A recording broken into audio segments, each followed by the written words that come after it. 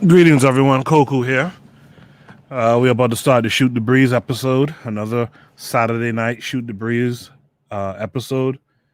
We're going to do that in a few minutes. I just want to stop in first and say what's up to everyone. I see we got NYC Beauties is here saying greetings. Daily Affirmations by Pauline is saying good evening. Let's let some people filter in before we actually start the show. We should have a decent conversation tonight. I'm using a different setup. If you can hear me in the chat, press 1. If you can hear me in the chat, press 1. KW Don 7 saying Sawabona. So just want to stop in real quick, say what's up, make sure you guys can hear me. Okay, I see a 1 from Daily Affirmations by Pauline. That's cool. Love it. Tonight we have quite a few topics that we can go over. We're going to be talking about Haitians at the U.S.-Mexico border. We'll be talking about Haiti and how it's been in turmoil and projected as the poorest nation in the Western Hemisphere. We're going to talk about African tribalism. We're going to talk about Kirk Franklin and the Sun Carry On, which is funny. We're also going to talk about parallels between politicians in the West and the petty chiefs in the East on the African continent. And then we'll finish up talking about life insurance and the diaspora. Somewhere in there, too, we'll talk about, did I miss something? Yeah, we're going to talk about a way of implementing books, education with money and violence and music. So those are some of the things that we got coming up in tonight's show. I hope you guys enjoy the show tonight. Thank you for being here. Coach Peter's in the room saying, what up, family? Appreciate you for being here. All right, make sure you guys hit the thumbs up button. Make sure you hit the thumbs up button. We will be back on the other side to start the conversation.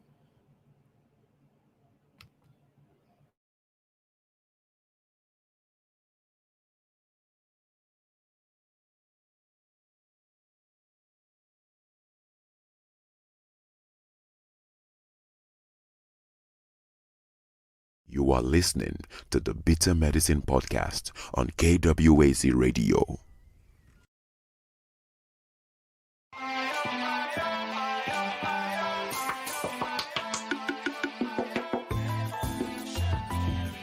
Welcome to the Bitter Medicine Podcast, where it's all about Black empowerment. Our show focuses on Black news and entertainment, arts, science, economics, history, people, and strategies that uplift, empower, and motivate Africans within the diaspora. And now, your host, whose favorite color is black, Goku.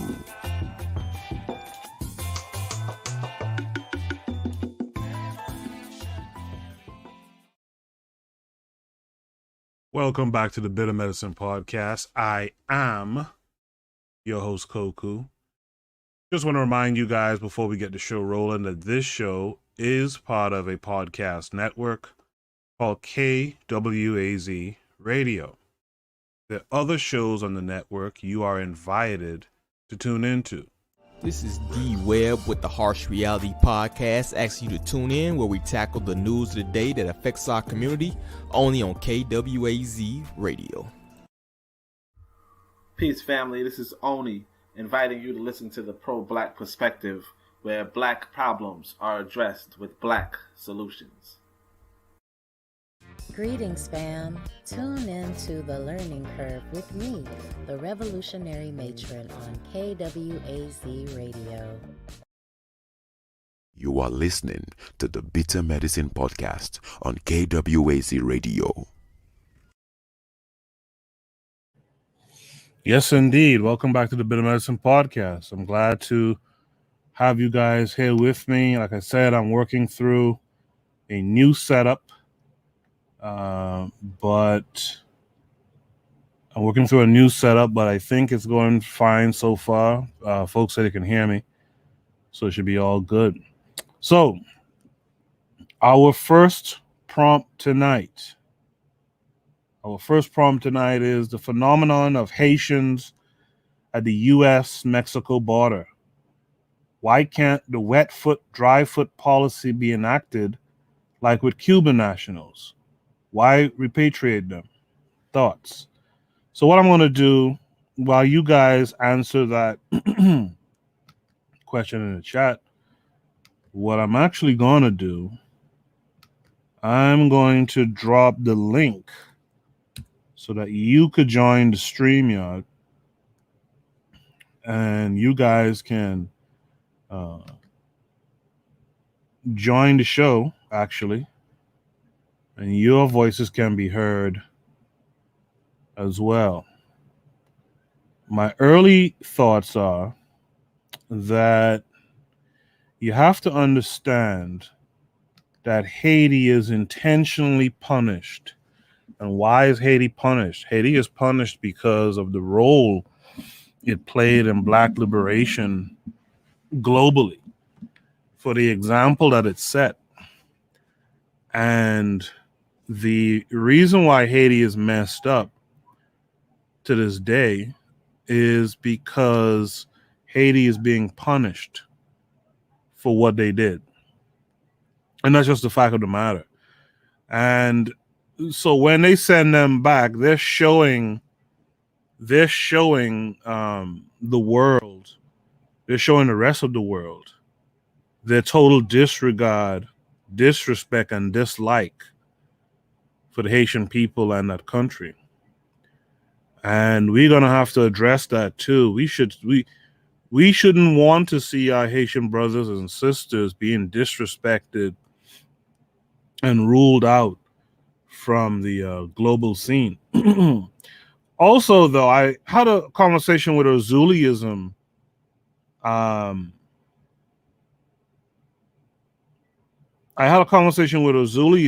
Who's usually in the chat room here, either on this show or on the Learning Curve with the Revolutionary Matron. And he was telling me that the reality of it is a lot of the Haitian folks you saw at that border being hit with whips and all that old shit, that a lot of those folks are not sufferers, right? A lot of those folks are, let me add Kevin Carre 42 to the stream. He was telling me that a lot of those folks are not sufferers like that. That the reality of it is those folks took it upon themselves to leave Haiti, go to Chile and Brazil, etc. And they were living okay in those countries. They were living well, from okay to well. And that they took themselves to the border because it's a bit of a game that's played. So they go to the border and they know that if they go to the border, they have to be allowed into the country, right? And so that's what's going on there. Because if you think about it, why would they be coming from, through South and Central America when there's a history of Haitians? If they really want to leave Haiti and come to America, they'll go through Florida. Why go all that way around? But that's what I understand is the grift. KW Don 7 is saying something kind of similar, I believe. KW Don 7, give me a little bit more explanation on that. And don't forget, guys, when you comment to a prompt, give me the number of the prompt. Now that just makes it much easier to keep track of the comments. KW Don 7 says some people have speculated that the Haitian border crisis is a psyop.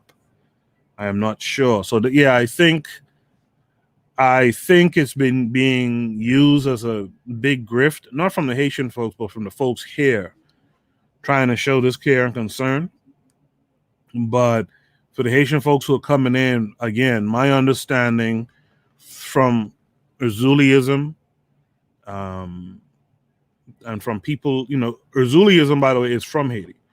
And from what his understanding is from some folks from there as well, who has had family that's come through that border, that's what they do. In fact, he was telling me this person that he knows from the country, from Haiti, had a family member who sold his thriving business in Haiti and moved to Chile or Brazil or one of those places, and then navigated their way to this border because they know once they get to that border, you have to be brought in on what's that status again? I can't think of the word right now.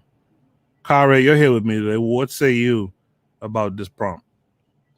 I don't know, man. It's unfortunate in so many ways, but you said years ago after the earthquake, I think 2012, right? Mm-hmm. A lot of them went to Brazil, and I never knew they went to Chile. But from what I'm hearing, a lot of them were doing very well. But why would you want to come to this country with what that hates you? But at the same time, it's not fair that you're letting all these Afghans in that's not vetted, and you're hearing now stories about these Afghans committing crimes now, right? Mm-hmm. Mm-hmm. But you won't let the Haitians in. It's nothing. It's like a repeat of itself. When I was in junior high school in the 90s, I think after the Aristide election, a lot of the Haitians were coming in, but they would not let them in. They were once again putting them in Guantanamo Bay. It's just a total disrespect. It's like they don't want any black. They're just trying to erase us from this country. Mm-hmm. I see we have Confidence Chizo. I don't know if that's the full name, but Confidence Chizo is looking to be added to the stream. I'll add you. I think that's Ubantu, right? Let me add the brother to the stream. I'm adding you to the stream now. Greetings. Greetings. How are you? I'm doing all right, man. Just working in the shadows. Okay. Your camera's on, just so you know. Oh, yeah. Yeah, I'm just letting people see I'm black. Okay, cool. So did you catch this prompt tonight? The first prompt for Shoot the Breeze? I'm just reading the stream. I did come in late, but I got a little bit of the chat talking about the Haitian border issue. What are your thoughts on that? I go. I'm not. People don't consider me Haitian, but I think I have the mentality of the original goals where, I think they get Haiti is like the key to model for all Africa. When I could break it down, but I think the model Haiti used to organize themselves and grant citizenship to black people worldwide, that's what people are mad at. And I see a lot of the Berlin conferences, Liberia. I think all that was established to counteract Haiti, and now that's what we're seeing right now. It's like a domino effect, and it all starts with what Haiti did. That's an interesting take. I hadn't considered that before. Talk more about that. The Berlin conference being in kind of a response to what Haiti did.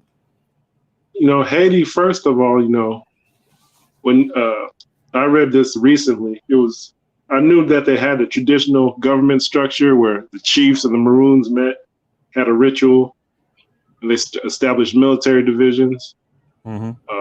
There's some forced labor and things, but the overall thing was that they established an empire system, and they got all the chiefs, voodoo, and they turned out the temples and turned them into like shrines, African shrines, and they wrote a constitution where the Pope, they said, instead of Pope ruling us, it's a freedom of religion, and they said let the natives take over. So after that, you got the Dominican Republic with their, you see their,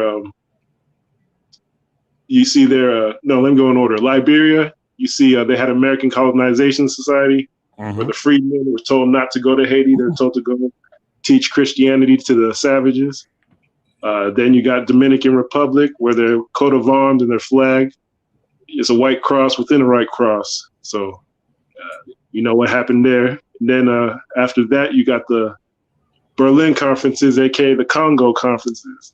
Everybody knows Congo got a big place in Haiti's infrastructure. So everything they did was to split up Africa and cut people off and Christianize them. And when Christianity comes democracy system, two parties split people into parties. Any race can join, and so it's just a bunch of BS. But the indigenous structure government does have a modern place in Haiti. Even they call it the voodoo sector, where they try to reform the education system and indigenize it. And so a couple of years ago, you saw this dude in South Africa say Haiti's joining the African Union, and I think everybody remember that report. Yep. That was a bluff. He was trying to force his way in. So now you see there's a CARICOM African Union meeting. Yep. Haiti wasn't there, but they're trying to get in on the back end. They wasn't there, but Haiti still got the same agenda, and they're trying to send a message of what's going on the border right now. The structure of Haiti ain't changed. It's not going to change, and one day they're going to break through. Garvey's system was based a little bit on that. No, a lot of bit on it. So it's all going to come together. I like that. I love to hear optimism from African people. I'm tired of African people being so pessimistic all the time, being so negative. So I like how you're speaking about this issue. Yeah, I like. I'm from the Biafra place where the Haiti recognized us and said, let them break up from Nigeria. They're all Igbos, Afiks. They said they mapped out the indigenous cultures and said that's going to be our partners. So nice. I look at the restructuring of Africa, and I was just doing work. Like you got the Senegambians, the Mali Empire. That's all Liberia, Freetown, Sierra Leone. That's like one tribe, the whole West Africa, but people don't talk about it. And when they come together, we're going to have to deal with the Arabs' supremacy up north. And that's I don't know how many millions or hundreds of millions or dozens of millions that is, but the Arab League is going to have to be contacted or there's going to have to be a discussion. But that requires all Africa. It's not just Senegal, Mauritania, or this president or that president that's got to handle it. We got to do the Garvey movement in strategic locations. I'm just contacting people with CARICOM connections, West Africa connections. You know, I'm just giving people updates on what I'm doing, not asking for help. Just I like to try and chime in and give encouragement, because I know it's not for everybody to do stuff. You're on the Discord too, right? You're Big Osiris on the Discord? Yeah, Big Osiris. Okay, so yeah, if you guys are listening to this, you could join the Discord. The link is in the description and pinned to the top of the chat. Join the Discord, look up Big Osiris, send him a message and talk to him. Find out more information. You know what I mean? He's here to share information. He can do that here on this platform as much as he can tonight. But if you want to have a personal conversation, I'm sure that the brother won't mind a private message being sent to him on the Discord. Big Osiris on Discord. Yeah, man. It's funny because I'm in Jacksonville, Florida, and I'd heard about this network years ago, and I'd reach out to Onita Set before. Okay. But there was a sister in the mix, that she was supposed to be connecting us all, and turns out she's part of this whole ADOS versus Caribbean. Oh, is that right? Yeah, it's like it takes one person to connect the dots and one person to break the pot. Yeah. So I was in a chat, and there was a stream going on, and people were complaining. And it turns out this was this network. I'm like, this is what we're supposed to be talking about. So it's we survived the pandemic, and I'm here, but I'm glad to be here. And the whole YouTube is filled with trolls, and you don't know who's a troll and who's an agent. Yeah. So absolutely. I just pop in opportunistically.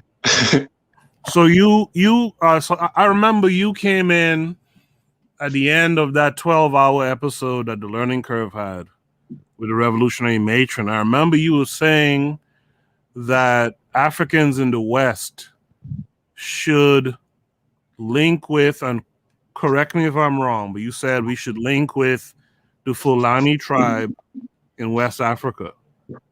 That would be our best bet of integrating or reintegrating back into African society. No, I said the Igbo. Oh, Igbo. Okay. Yeah, because Fulani Has kings and whatnot, right?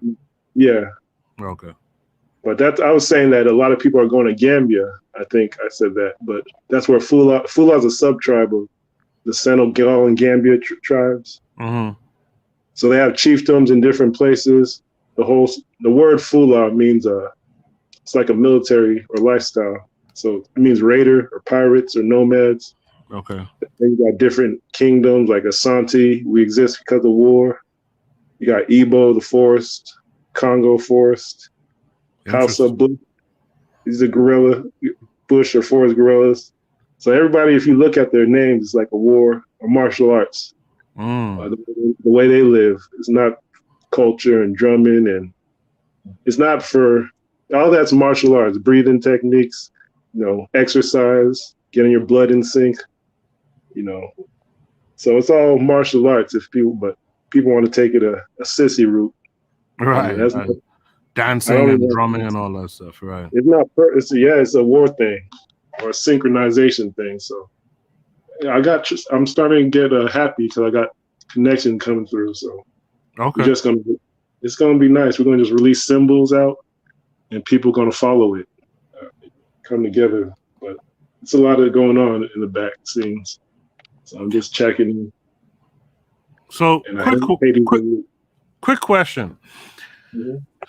Aside from speaking to you, of course, but if a person who's listening to this broadcast wanted to understand the lay of the land, so to speak, in West Africa better, right? Wanted to understand these tribes, because you just dropped some knowledge there as to what these tribal titles mean and that they're related to war and stuff, and military. What resource would be a good resource that the listeners could pick up and start to kind of self-teach or teach themselves about that area? Man, it's like you guys get better save these chats, and because people don't read or write about it. You gotta pick. I've been doing this since I was in the 20s, so 10 years researching bits and pieces. So it's not. Okay. You gotta have a military mindset, and then be like, nobody's writing about it like this, but that's how it is. Fula, even the word Hebrew means migrant, but it's a lifestyle. So it meant raider, raider. So that's just how it is. So you can, instead of saying you're scared of these people or they're terrorists, I just went up to them. I see you got cows with you, so that's some paganism. And I see you got an issue with these slavery in Mauritania. So you want to make a deal? So there's a Sahara. Let's talk. All right. About a black base. So already just write the symbols out and talk about Garvey and say you got to raise your kids under this Garvey system, mix your culture in, and let's do business. And now the CARICOM is making it easy for us in USA to connect everything. So it's just a lot of prayer and work and push it through. But it's not about like taking down people's temples. It's just logic that we need a different education system, and we got the proof a lot of that stuff is fake. Mm-hmm. So you just got to make that deal. In the chat room, Daily Affirmations by Pauline says people are saying that they did not use whips. I mean, they use ropes and they whip them with it. It's semantics. They definitely were abusing folks at the border. So don't be fooled by semantics of it. Oh, it wasn't a whip, but it was a rope being used. It was a lasso, a rope being used as a whip. It's the same function. And also, they were saying also that, oh, look, the Haitian guy was smiling and the border agent was smiling. No, they weren't smiling. The border agent was happy as hell, but the Haitian wasn't. Yeah. You know, folks got to stop falling for that okie doke too, man. Black folks, we gotta be much better than that. Achieve Mindset is in the room. He's saying hello to Achieve Mindset. He's asking how everyone is doing. KW Don 7 clarifies and says that the PSYOP, by PSYOP, he means that this is being engineered to further the racial divide within America. Well, I could agree with that. There's no doubt about that. That's what America does. America knows that division works in their favor. You know, so it's to be expected. The thing is, though, our people. Someone's making noise in the back. Let me mute that. The thing is, though, our people, for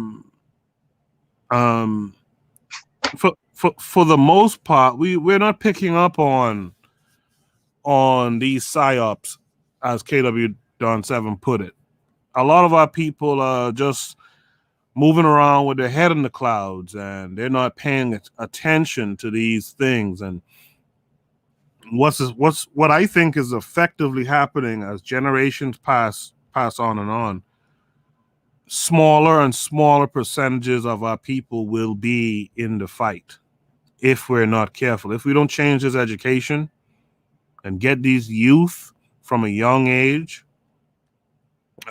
speaking to our power, speaking to our ability to organize around power, etc., you know, we're going to lose ground because we're not going to have enough people to really stand up and put in that work.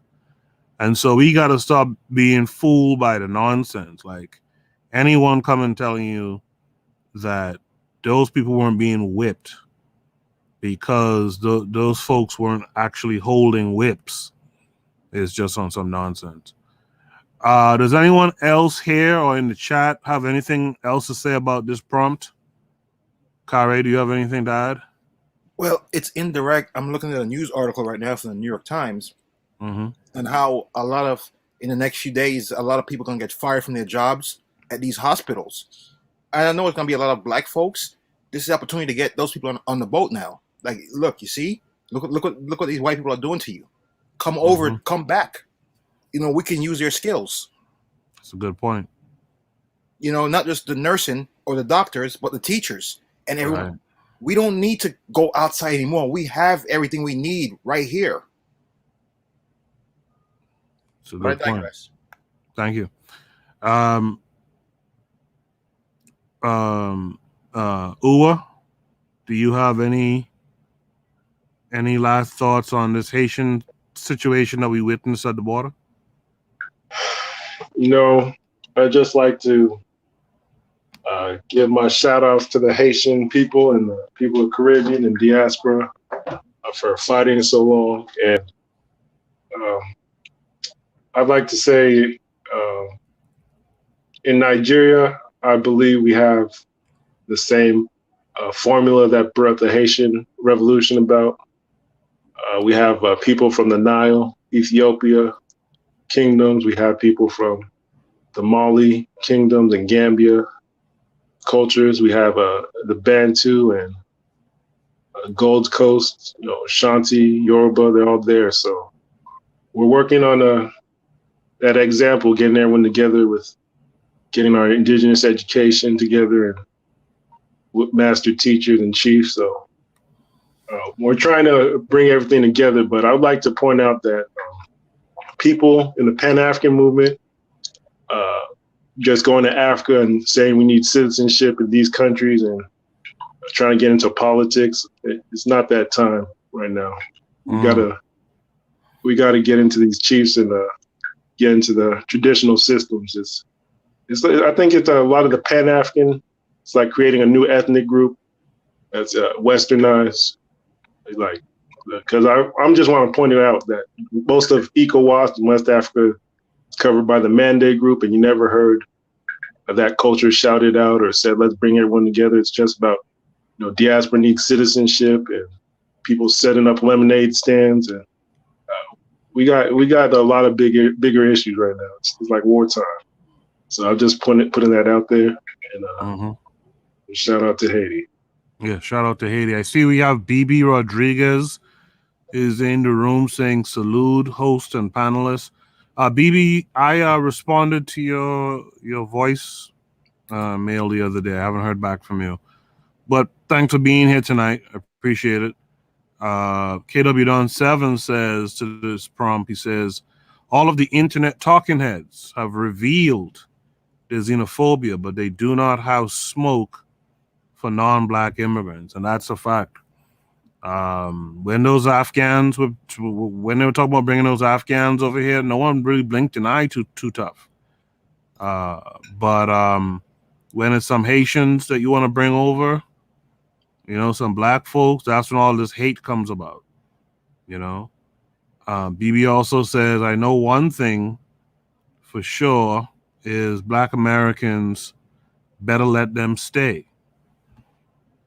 What's funny about that statement is that statement supposes that black Americans have that power to make them stay. And I think we got to stop being realistic. I think the ADOS FBA stuff, while it's feel-good stuff, it's not reality. That talk about we built this shit, I get it, but you can't write laws that benefit you. You can't even get politicians that benefit you. Clearly, it's not your country. You're just a population within this European nation. And so we got to start speaking in those clear terms, because what you end up doing, you end up confusing the next generations. The youth get confused and think that they're entitled in this country and they can do whatever they want because this is their shit, but that's not the reality. The Europeans will be quick to show you that that's not the reality. BB also says, why is there a demand to take something that doesn't protect you from the harm intended? I'm not sure what that means. Why is there a demand to take something that doesn't protect you from the harm intended? Kari, you want to say something?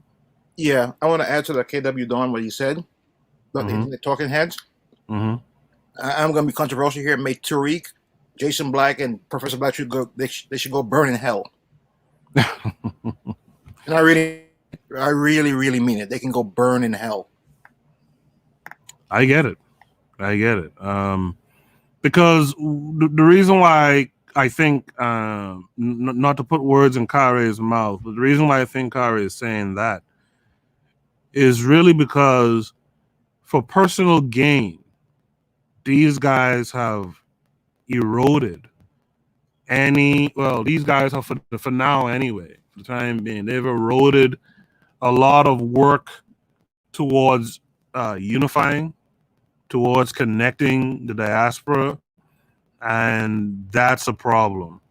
These guys have sent us back, several decades at least in what they're doing now, and all to line their pockets. And this is the problem that we have in Black society. We don't have the reward and punishment system that we should have to really get these guys up out the paint. And so we just endure the damage that they continue to cause, and that's a problem. He says there is cultist base in YouTube sphere talking negative. Absolutely. Achieve Mindset says these ADOS and FBA were crying about Afghans increasing the numbers of non-white ethnicity groups, but with more Haitians, don't they think that the Haitians will boost their numbers? The problem there, Achieve Mindset, again, you're being too logical here. The problem is that when folks have decided to excise themselves into their own so-called unique group, when they decide to view other Black folks as their enemy, and this is the problem. This is the cowardly problem of the whole ADOS FBA stuff, is that as a Black person on this planet, you instinctively know who's your enemy or who's the enemy of Black folks on the planet. You know who it is. But instead of identifying, because I always talk about, if you identify the problem, then you have to address the problem, right? You don't go to a doctor and the doctor finds a mass or something in your body and then you don't do nothing about it. Once you identify the problem, you have to do something about it. And so instead of them identifying who their enemy is, they decide to make other black groups their enemy. And that's just backwards thinking, right?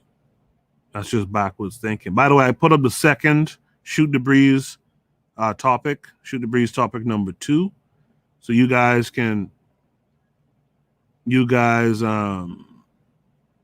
start to prepare your thoughts for that when I call upon it.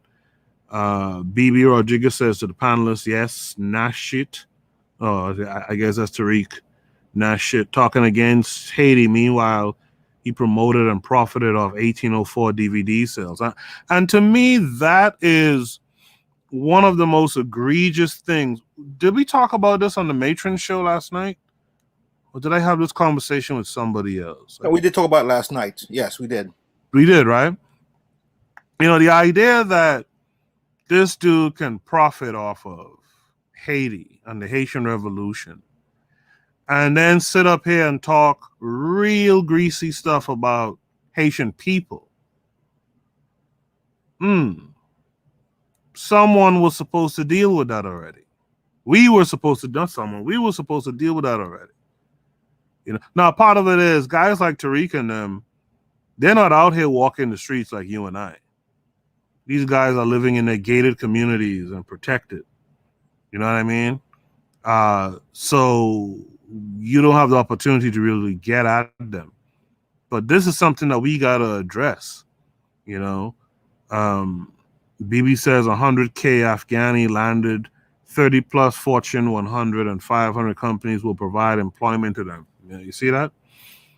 KW Don 7 says FBA ADOS refused to embrace the nation within a nation model that Amos Wilson laid out and will suffer 5th class citizenship because of this refusal. I like to reply to that. Yes, go ahead. Because I've been on YouTube a long time. I was actually one of the first Jason Black supporters. Okay. I was on. Yeah, I got a story to tell. Yeah, go ahead. Go for it.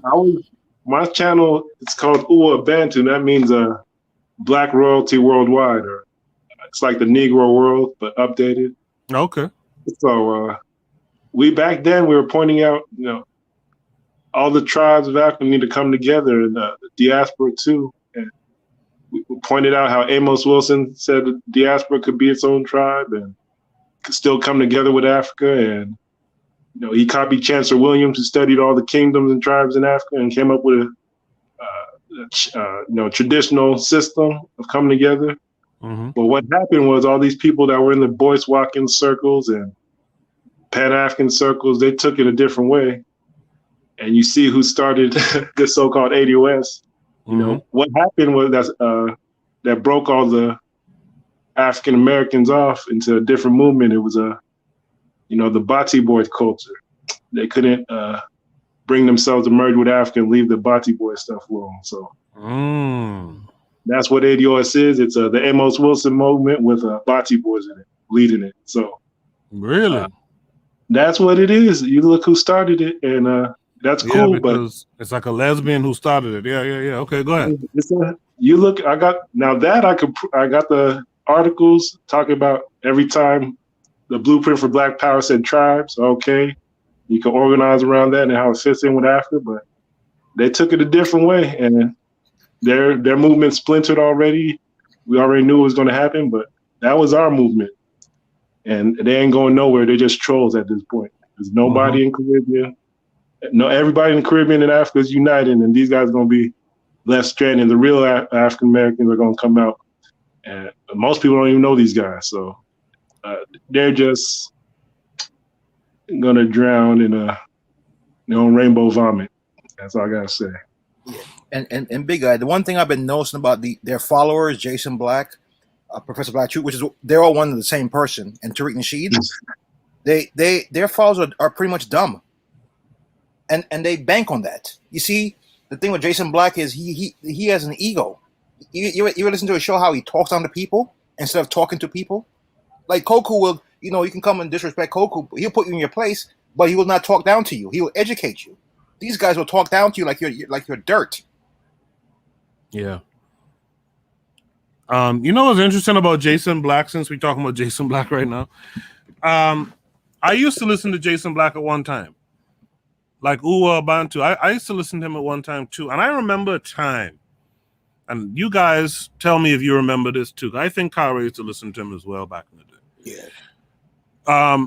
I remember Jason Black talking about, like, in the Black community, there was 5 things you needed to build in every Black community. And it was for like 5 different types of businesses, right? Like a mall.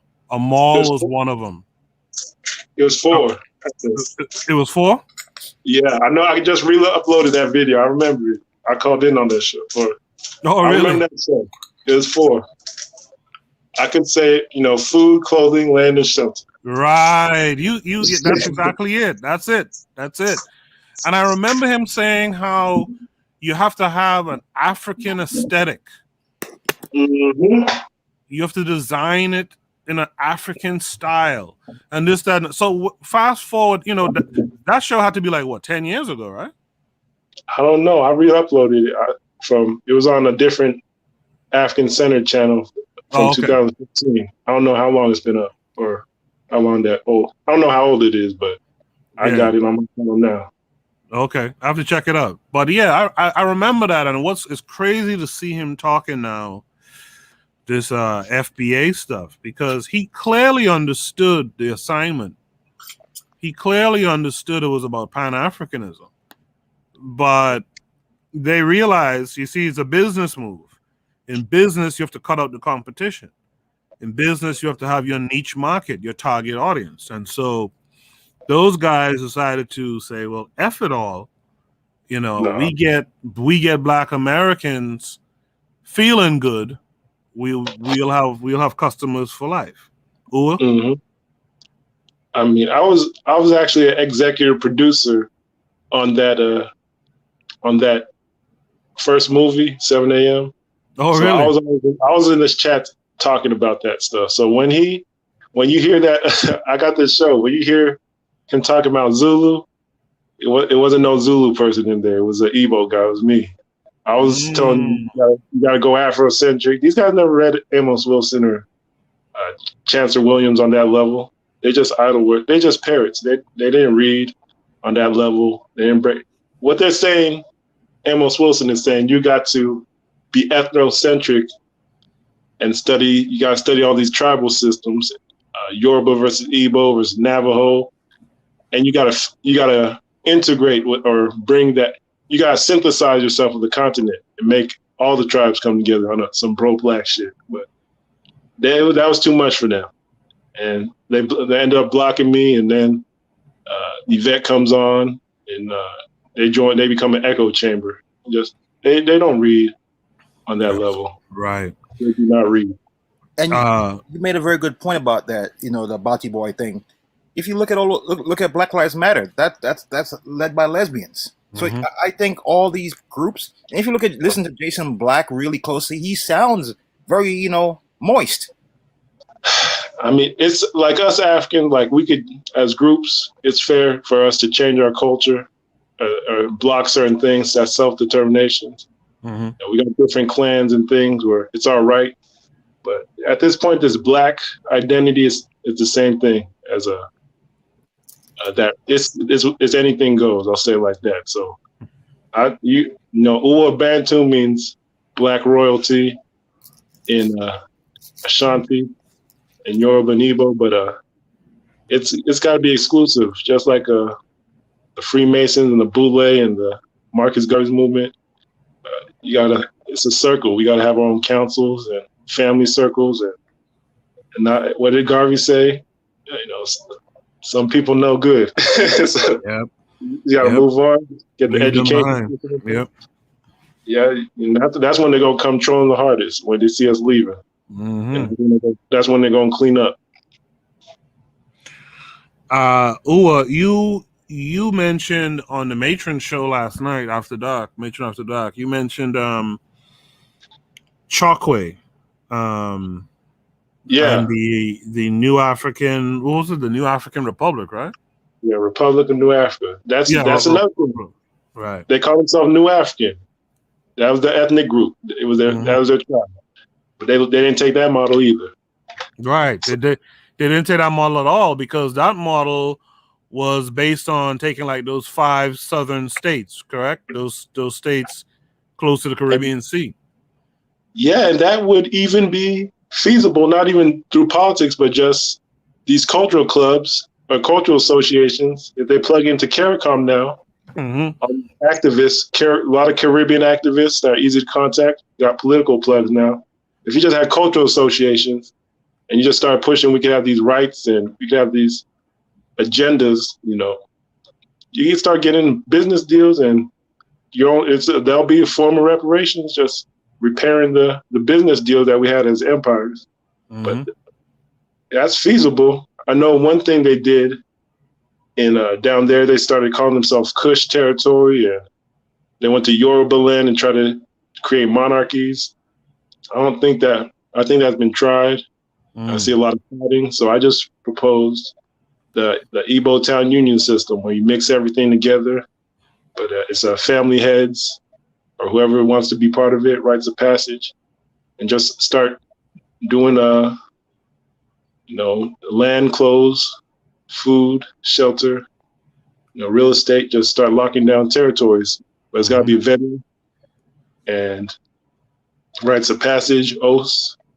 But that Republic of New Africa too, that's been, they gotta be a little bit tighter too, as far as who they let. Right. Just so that you guys know who are listening, I'm dropping the link again. If you want to join us live, it's currently 3 of us here. I could hold about 6 people. If you want to join us and have your voice heard during the broadcast, you can definitely click that link and join the studio. KW Don 7 says that Jason Black believes that buying billboards from white corporations to complain about the white hegemonic system is revolutionary. Jason Black is a billboard nevolutionary, and I agree with that. His billboards were in Brooklyn and Chicago and different places like that. And all that really is, again, is like this virtue signaling type stuff, like, look at me and what I'm doing.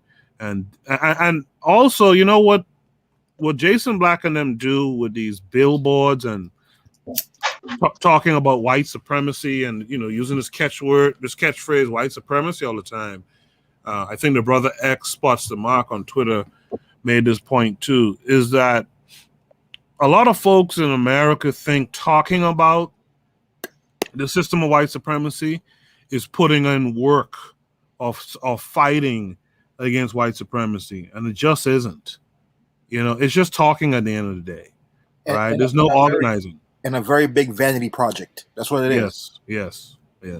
And I've noticed Tariq, him. Do you remember when they had the situation in where was it? Where Mike Brown was killed, right? Ferguson, yeah. What he was doing over there? Selling flags. Yes. And not paying the people that was helping him sell flags. Like, oh, these are my volunteer. Give them a shout out. These guys are just opportunists. But you know what? Those people that follow them, they deserve what they get. Like we said last night, Tariq, he's making excuses now. Oh, we can't get the land because it's white owned. He just grifted. He just made one of his biggest grifts right there. Yeah, it's sad. Bibi Rodriguez says the Haiti must remove all of them and then institute a system of UNIA and Dr. Wilson. I could get down with that. I can get down with that completely. KW Don 7 said that Jason Black is the bottom bitch to Nasheed. I could agree with that as well. He says anyone who participates in the LGBTQ death style cannot lead a black revolutionary movement. Well, we know that's a fact. Type 1 in the chat if you agree with what KW Don 7 just said. I mean, and you should. and Koku, like we were Yes, sir. saying about the Body Boy movement, I just think Tariq Nasheed, low key, and I'm gonna be controversial here. He's just a latent homosexual.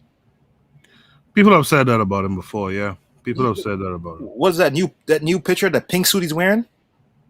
Oh, I haven't seen it, but yeah, but people have said that about him before. Yeah, he's always talking about bussy. Yeah, but you see that talk about bussy and all that stuff. I'm going to be real with you. That is because, and this is going to piss some people off, but that is because a lot of our folks, period, but a lot of our folks in America, in particular, are some low energy individuals. And so if you could make them giggle, they're like a cat with a ball of yarn, right? They'll play with that and roll around their backs and all this old shit and not do anything else. And because you can make them giggle, then you could slip in, hey, donate to my this or buy this and buy that. And that's something that we have to get off of. We can't be distracted by silly trinkets and silly sayings and all that type of stuff. We got to start. We have to mature. Like I always say, black folks as a group, generally speaking, tend to act like children a little bit. You know, we're kind of cool with white folks, taking care of everything around us, you know, doing all the scientific studies, doing all the municipal work, you know, and we just kind of sit back and we just accept it, you know. We got to start pushing out a little bit more. We're going to talk about organizing. If we're going to be talking about, you know, having 5 nations in the U.S., which I'm not sure could happen, especially in that area, and I'll talk about that later. But if we're going to do all that stuff, man, we got to stop off of the giddy stuff. We got to get off the jokes and all that kind of stuff, right? Erzuliism is here. He says the moon is still shining. That's a kind of an inside joke. I think the 3 of us up here are familiar with the joke, but that's an inside joke. Which reminds me, you guys really should be tuning into the Learning Curve podcast with the Revolutionary Matron. And if you're a third shift guy or gal, if you're up late at night, you guys should tune into the late night show that she does, Matron After Dark. Really funny stuff, also intellectual as well. It's a nice mix of stuff. Uwu Bantu is there a lot. Kevin Kare is always there. I pass through and I can. Erzuliism is there. So you guys should tune into that show as well. Really good stuff. BB Rodriguez sometimes is there as well. Well, Coco, I want to add one more thing about Nasheed and the FBA. They're starting to be like, it's not visible yet, but I'm starting to see little cracks in it. There was a video, I think I saw it on Javen Bullett's site, where this guy is like, hey man, you know, I gave you money. What are you doing with that money? You were out there vacationing and you ain't doing anything. And Tariq was like, he's just chilling in his pool. Like, yeah, you see that? That's one of them hood rat kids, you know, them single mother in the projects. Yeah, he likes to do that. Yeah, but he doesn't quite understand that. Remember what we said? When you're selling hope and you give people all this hope and then they lose after a while that doesn't come through and they lose it. A lot of times people have nothing to lose. You know, I agree. I agree. No, go ahead. I was just agreeing with you. I'm like, yo, what make you think that one day someone can lost, you know, they donated to Tariq, they lost their homes or they lost their apartment, they got no food, all they got is a gun. Let's say Tariq's in the area. What make you think they won't go and try and shoot him? I'm reminded of disclosure. I would never go the way of violence. So I'm just a theory. Right. I'm reminded of something my late uncle said. My late uncle said something about Obama that always resonated with me. My uncle was a political science professor, and he said that one of the things he had an issue with Obama was the optics of Obama never seemed to sweat. Like he never seemed to, you know, roll up his sleeves and really be getting to work. But the truth is, black folks love the fact that he never seemed to sweat, that he was always cool and collected. But where was the where was the fervor, so to speak? And I'm realizing that about black folks now too, that we don't really like to see the hard-working dude. We like to see the flashy, flossy dude. Garvey would have had a hell of a hard time today if he had been alive today, because Garvey was rolling up his sleeves and getting to work. If you read that book by Tony Martin, you could see Race First. You could see the kind of work Garvey was putting in a short period of time too, by the way. And Garvey was befriending a lot of people with clout in the black community at that time, and you could see him, even if you look at a picture of Garvey, you could see he's determined and he's serious. These guys tend to be on some bull jive, and black folks seem to like it. So when Tariq was trying to, and this is the last thing I'll say about Tariq before I move on.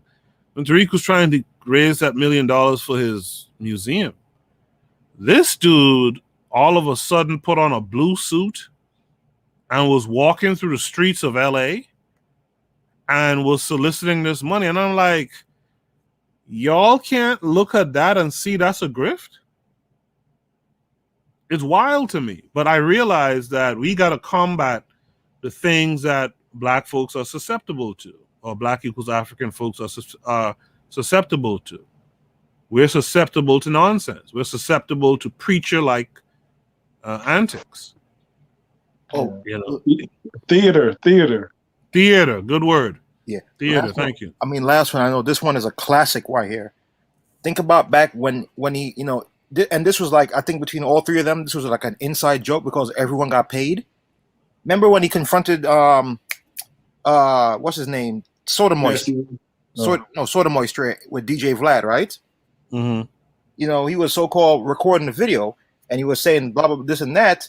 In one way, if you're a Tommy fan, you're like, yo, that's that N guy. Look what he did to Tommy. Let's give Tommy some more money. Then you got Tariq's people that say, yo, look at him, man. He got that coon, man. Yo, let's give Tariq some money. And then DJ Vlad people, yo, this is some good, SHIT, man. Yo, right. It was like, and to think about the next day that Tariq, when he posted that video, he got taken down because of copyright. I'm like, wait a minute. If you shot the video, how was DJ Vlad claiming copyright of the video that you shot? And then, do you remember after that, he came out in his house? You seen the way he was talking about, I have some question for DJ Vlad. Was that real? Do you remember all that? Yeah. It just got me thinking. I think Uwe Bantu just nailed it. It was all theater. Everyone benefited from that. Yeah, WWE. Yeah.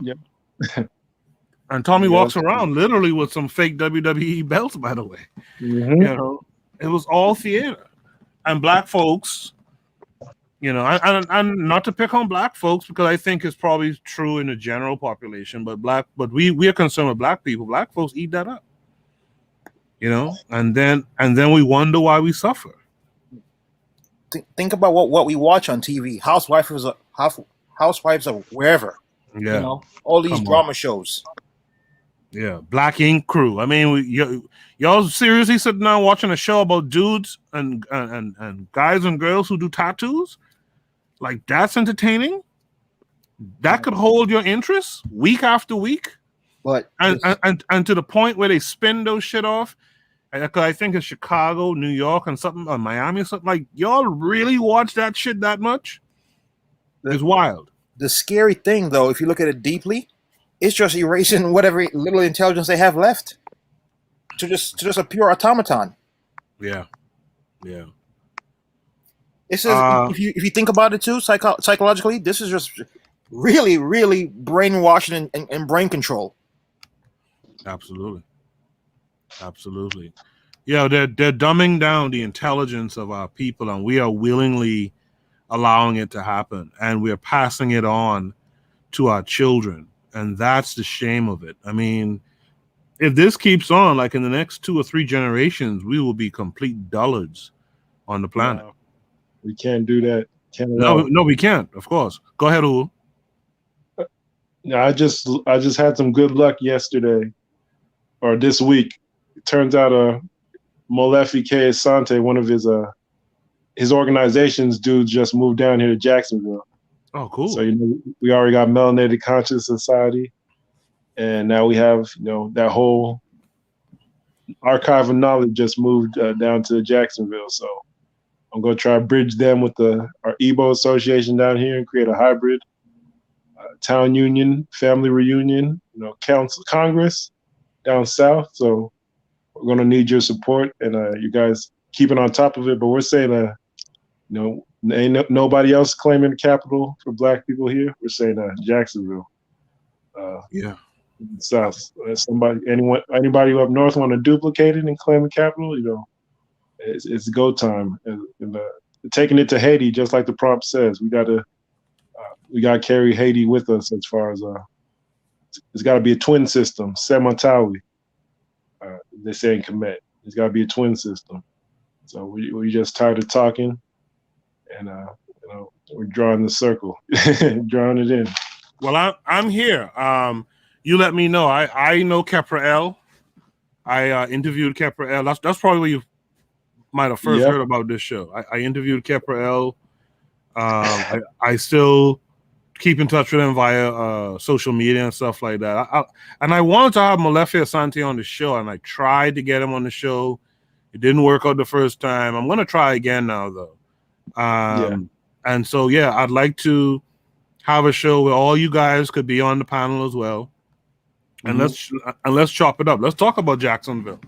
Let's talk about creating capitals and doing work around capitals and things of that nature. Yeah, I just want to put out there, I study African psychology as a freelancer, and I just said I noticed that Africans used to use signs and symbols instead to mark territories and create trances and psychological effects. So I got it's graffiti. I got a whole bunch of signs that I want to just start putting out. Okay, and it actually works. It's more than talking, but there's economics behind it. I love Jacksonville. Well, starting to love it. Here's an idea. I'll put in your head, and you think about it and get back to me.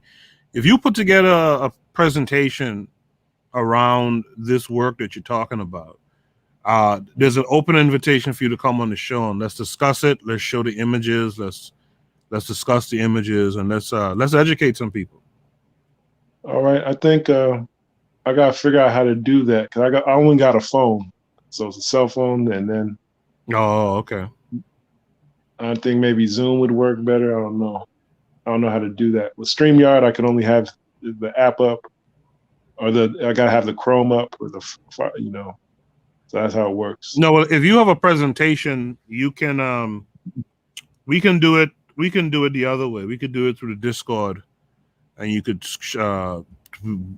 send me the files, and I'll set it up, and I'll progress the files. You just have to talk about the content. All right. Yeah, it's good.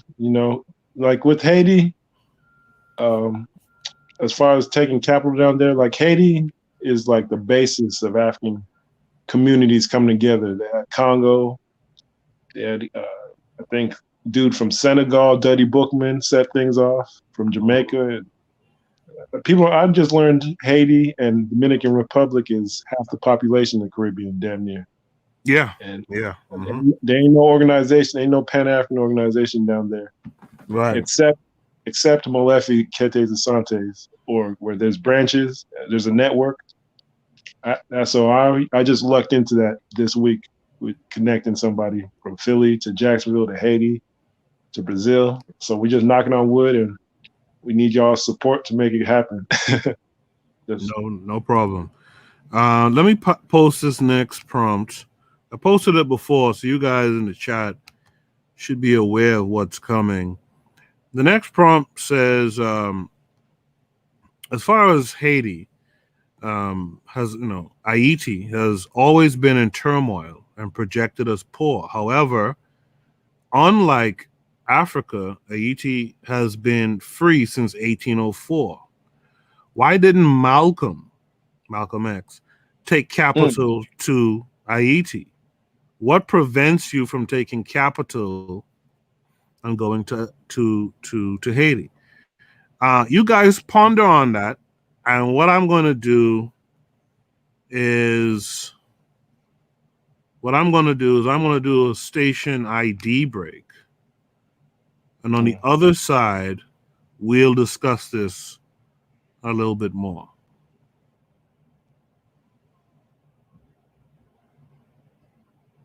You are listening to the Bitter Medicine Podcast on KWAZ. Okay, why is this not working? You are listening to the Bitter Medicine Podcast on KWAZ Radio. This is D Webb with the Harsh Reality Podcast, asking you to tune in where we tackle the news of the day that affects our community, only on KWAZ Radio. Peace, family. This is Oni, inviting you to listen to the pro-black perspective, where black problems are addressed with black solutions.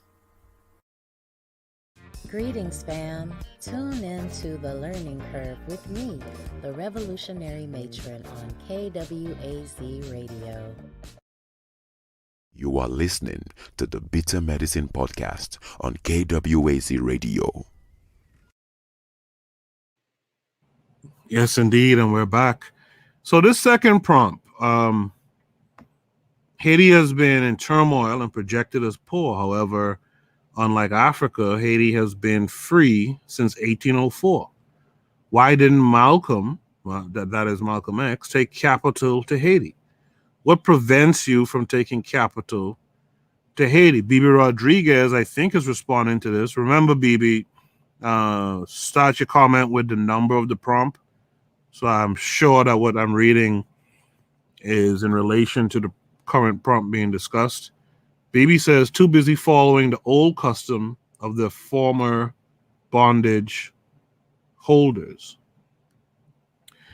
Kare, do you have any early thoughts on this prompt? Could be corruption. You can take the capital there all you want, but if you have a lot of people and you count a lot of money, people are going to want to put their hand in the honeypot. Right. I also think Malcolm may have had the thinking of Garvey, which was, I won't trade an island for a continent.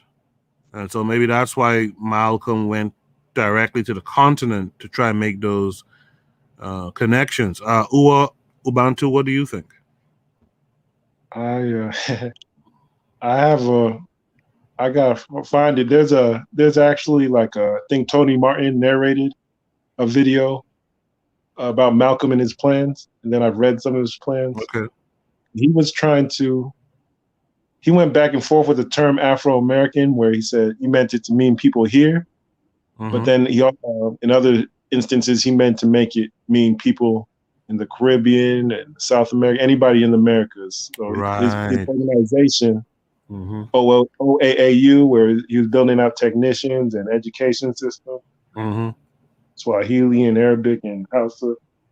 What we're trying to do, he meant to expand it everywhere, and then go into the African Union or OAU. But it was so political, and his system, the way he built it, it was centralized on him and Hausa people who, they're under slavery right now. But so he didn't really strategically think his plan out. But that's what we're working to pick it up. We learned from his sacrifice, but he was trying to bring capital. He was trying to make a whole network. He wasn't leaving anybody out. I can buy that.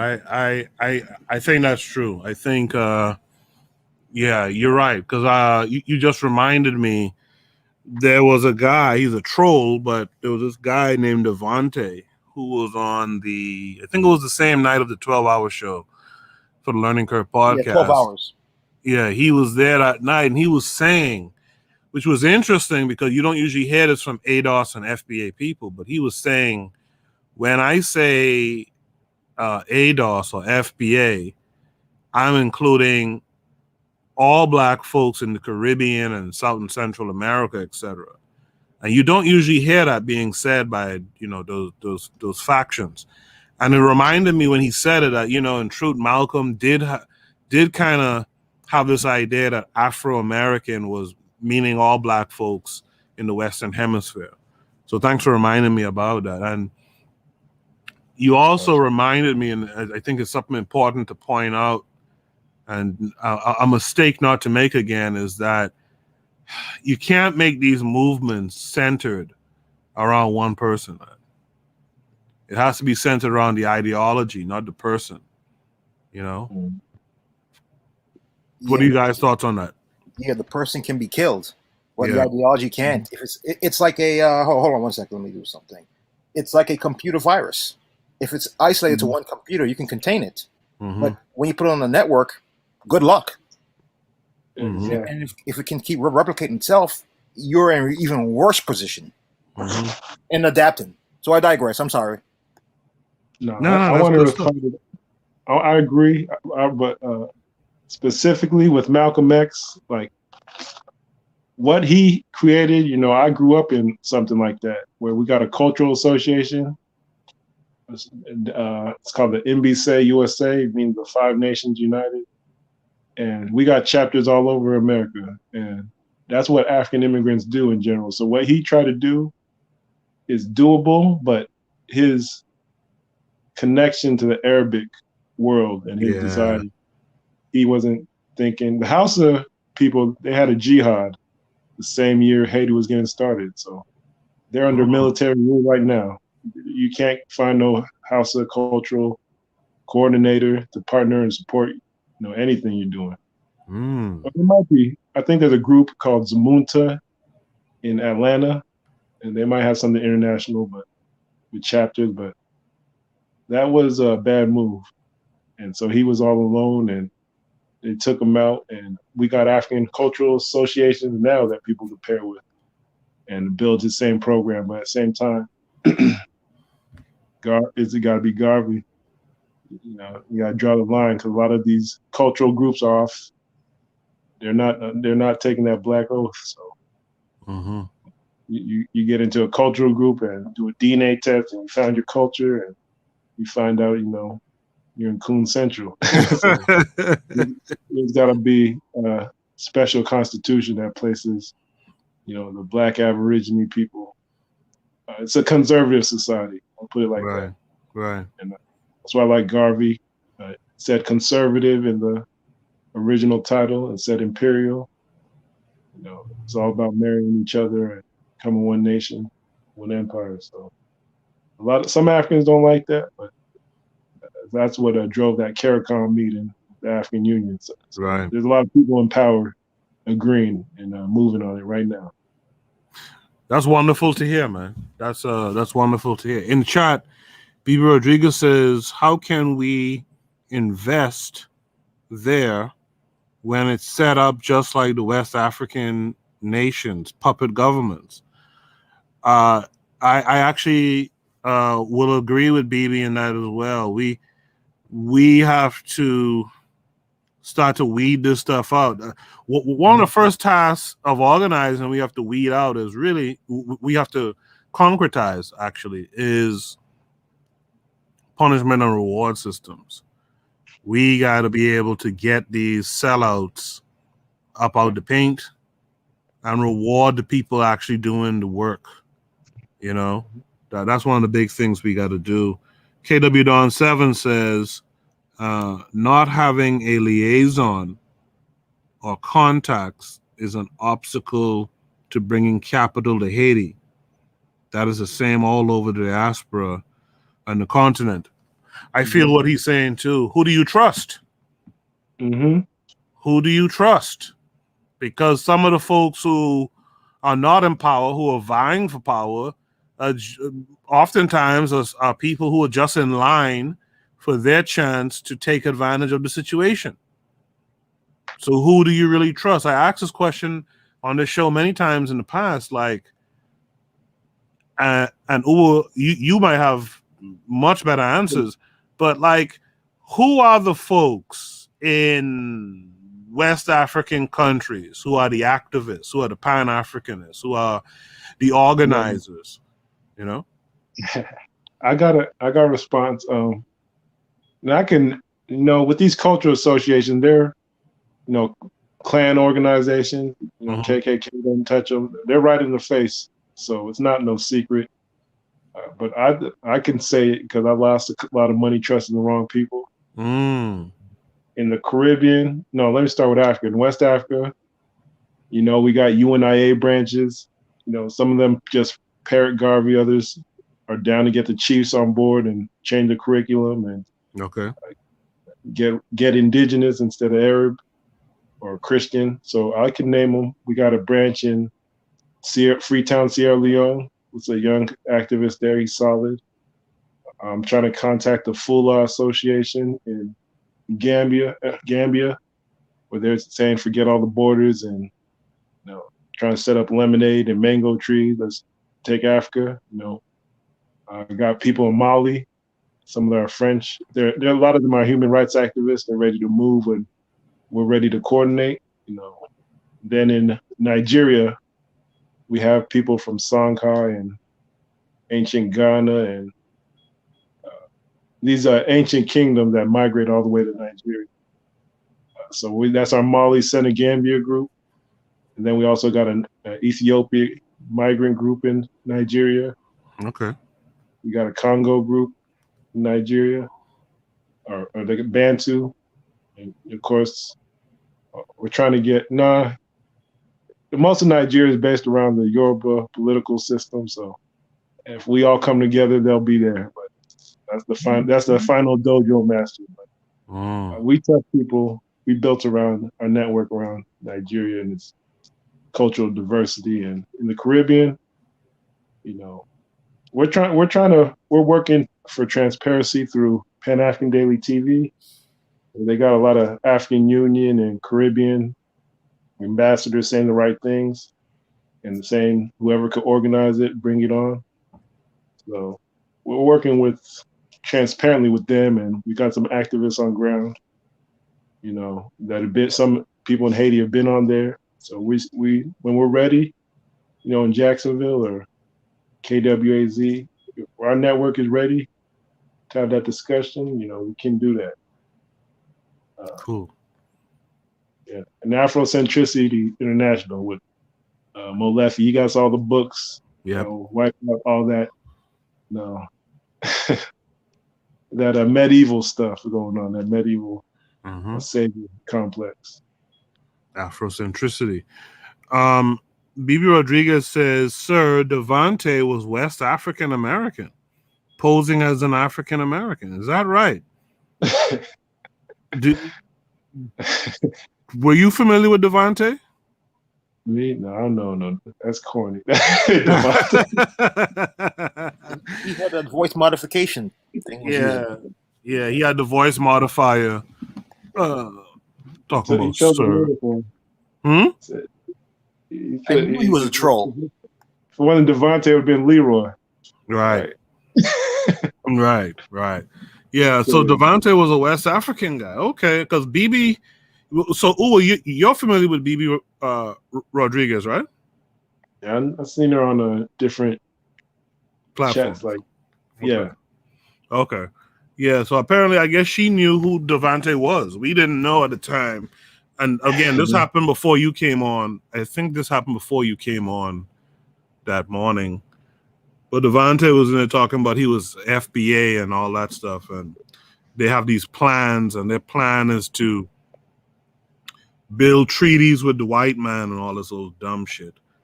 The 30-year plan. The 30-year plan, right. A lot of voodoo and Obia is just a psychological manipulation and talking and huckster stuff. They're just psychological manipulators on YouTube. Anybody could be a voodoo dude, just talk bullshit. Right. And manipulate people. So I've noticed, I just came in, try to say my piece and scare some of them off. But these guys have been around for years, knowing the plan. Amos Wilson wrote a plan. I got the clips, study Yoruba versus Igbo, and adapt it to Pan-Africanism. And these guys is assimilationists, do nothing, lay prostate. lay prostate, why spread eagle. I don't mess with these guys. You know, that's what they're on YouTube for. Waste time. BB Rodriguez says Haiti is run by a tight boule, aka biracial caste system, who only let their own in. There's some truth to that. That caste system, the lighter skinned Haitians who are black, they have historically considered themselves the white man in Haiti. You know. BB says Niger must atone properly before any alliance is made. I'm sure you heard this before. I'm not Nigerian. No, I'm freaking from Imbise. Okay. We got clans and we got town unions and we can make those deals. No Bati boy Pan-Africanism coming through. No Du Bois telling us what to do. So we can make a deal when you guys are serious. Now we're organizing our group down here, so we're in dialogue to tone, but I'm not a Nigerian. Okay. I'm not a colonial subject. Ain't no Niger over here. I like that. I like how that sounds. Let me go back to what the prompt was. I forgot what the prompt. So yeah, talking about Haiti, why Malcolm didn't take capital, and I think we summed that up pretty well. Actually, I think we took that pretty well. Did I miss a comment? From Achieve Mindset, I think I did. Yeah, Achieve Mindset says we need to establish guilds to build contacts so we can move capital and resources so we can build. And yeah, we talked about those guilds. I think Uwa also talks about it too, but I think the terminology we used in that discussion was the mystery schools and stuff like that.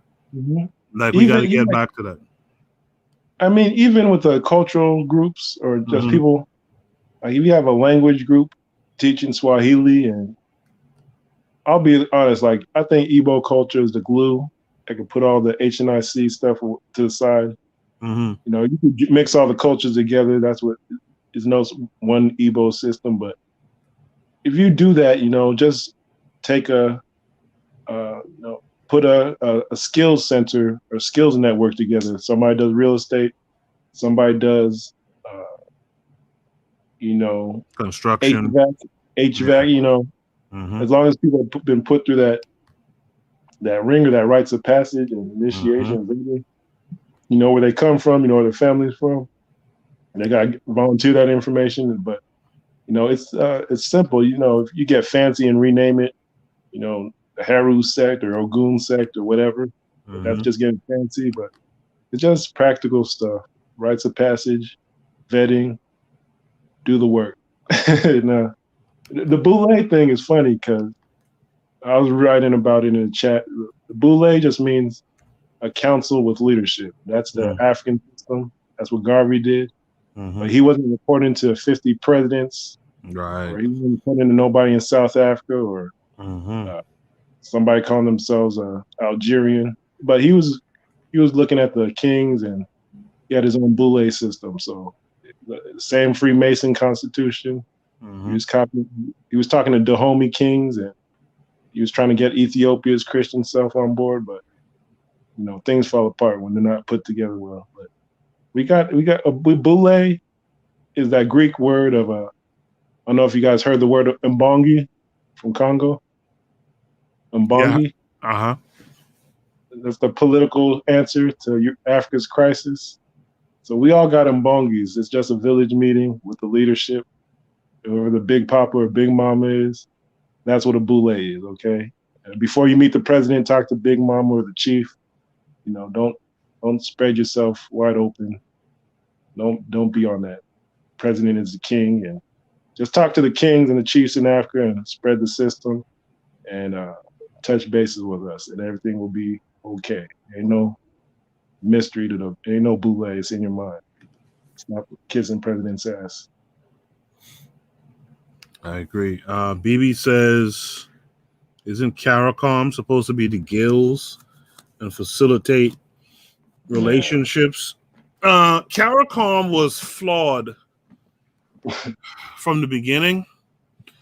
And a lot of, I'll be honest with you, and this is where, people like to make it seem like Africa on the continent is where the tribalism is. But the reality of it is that there's Western tribalism of Africans as well. And one of the big problems with CARICOM, believe it or not, the way CARICOM was originally intended to work,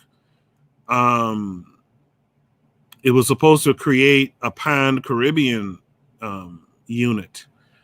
And the argument that kind of stopped it from seeing its potential, the argument was, where was the headquarters going to be? It should have been Haiti. No, it's going to be Haiti because these guys are. Right? Like the argument was, well, we wanted it in Kingston. And we know we wanted it in Port of Spain. And like that's the least of our worries of where, if you want to, just move the goddamn capital around. We don't care. Move it every 5 years. It's fine. We don't care. Just get the work done. You know what's funny, Koku?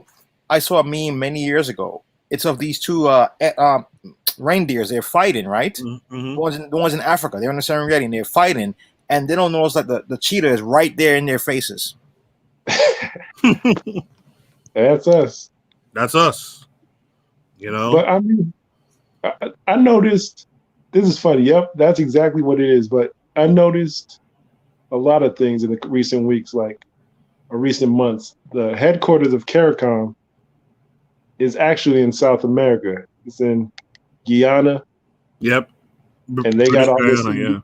They got this integrationist civil rights talk with Indians going on. Yes. And the reparations, the largest reparations is right next door.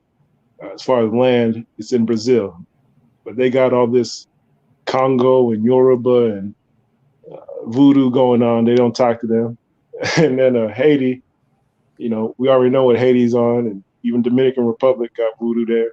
Mm-hmm. But all these Saint Vincent and Saint this and Saint that and Parish this. It's they're on some anti-voodoo stuff right there. That's what CARICOM's about. Mm-hmm. And if it was back in the day, everybody would have been part of the Haiti Federation or Haitian Empire. So that's what they're I don't know. The way forward though is that we have these maroon societies like the UNIA that we could update or create new ones. Like, it's a platform now. The CARICOM is a platform for us to link with our guilds and circles. The chiefs are still there in Haiti, where you don't really need a president. So, same thing in South America and Brazil. Jacksonville, this is maroon territory too. If people know the research, but we got what we need.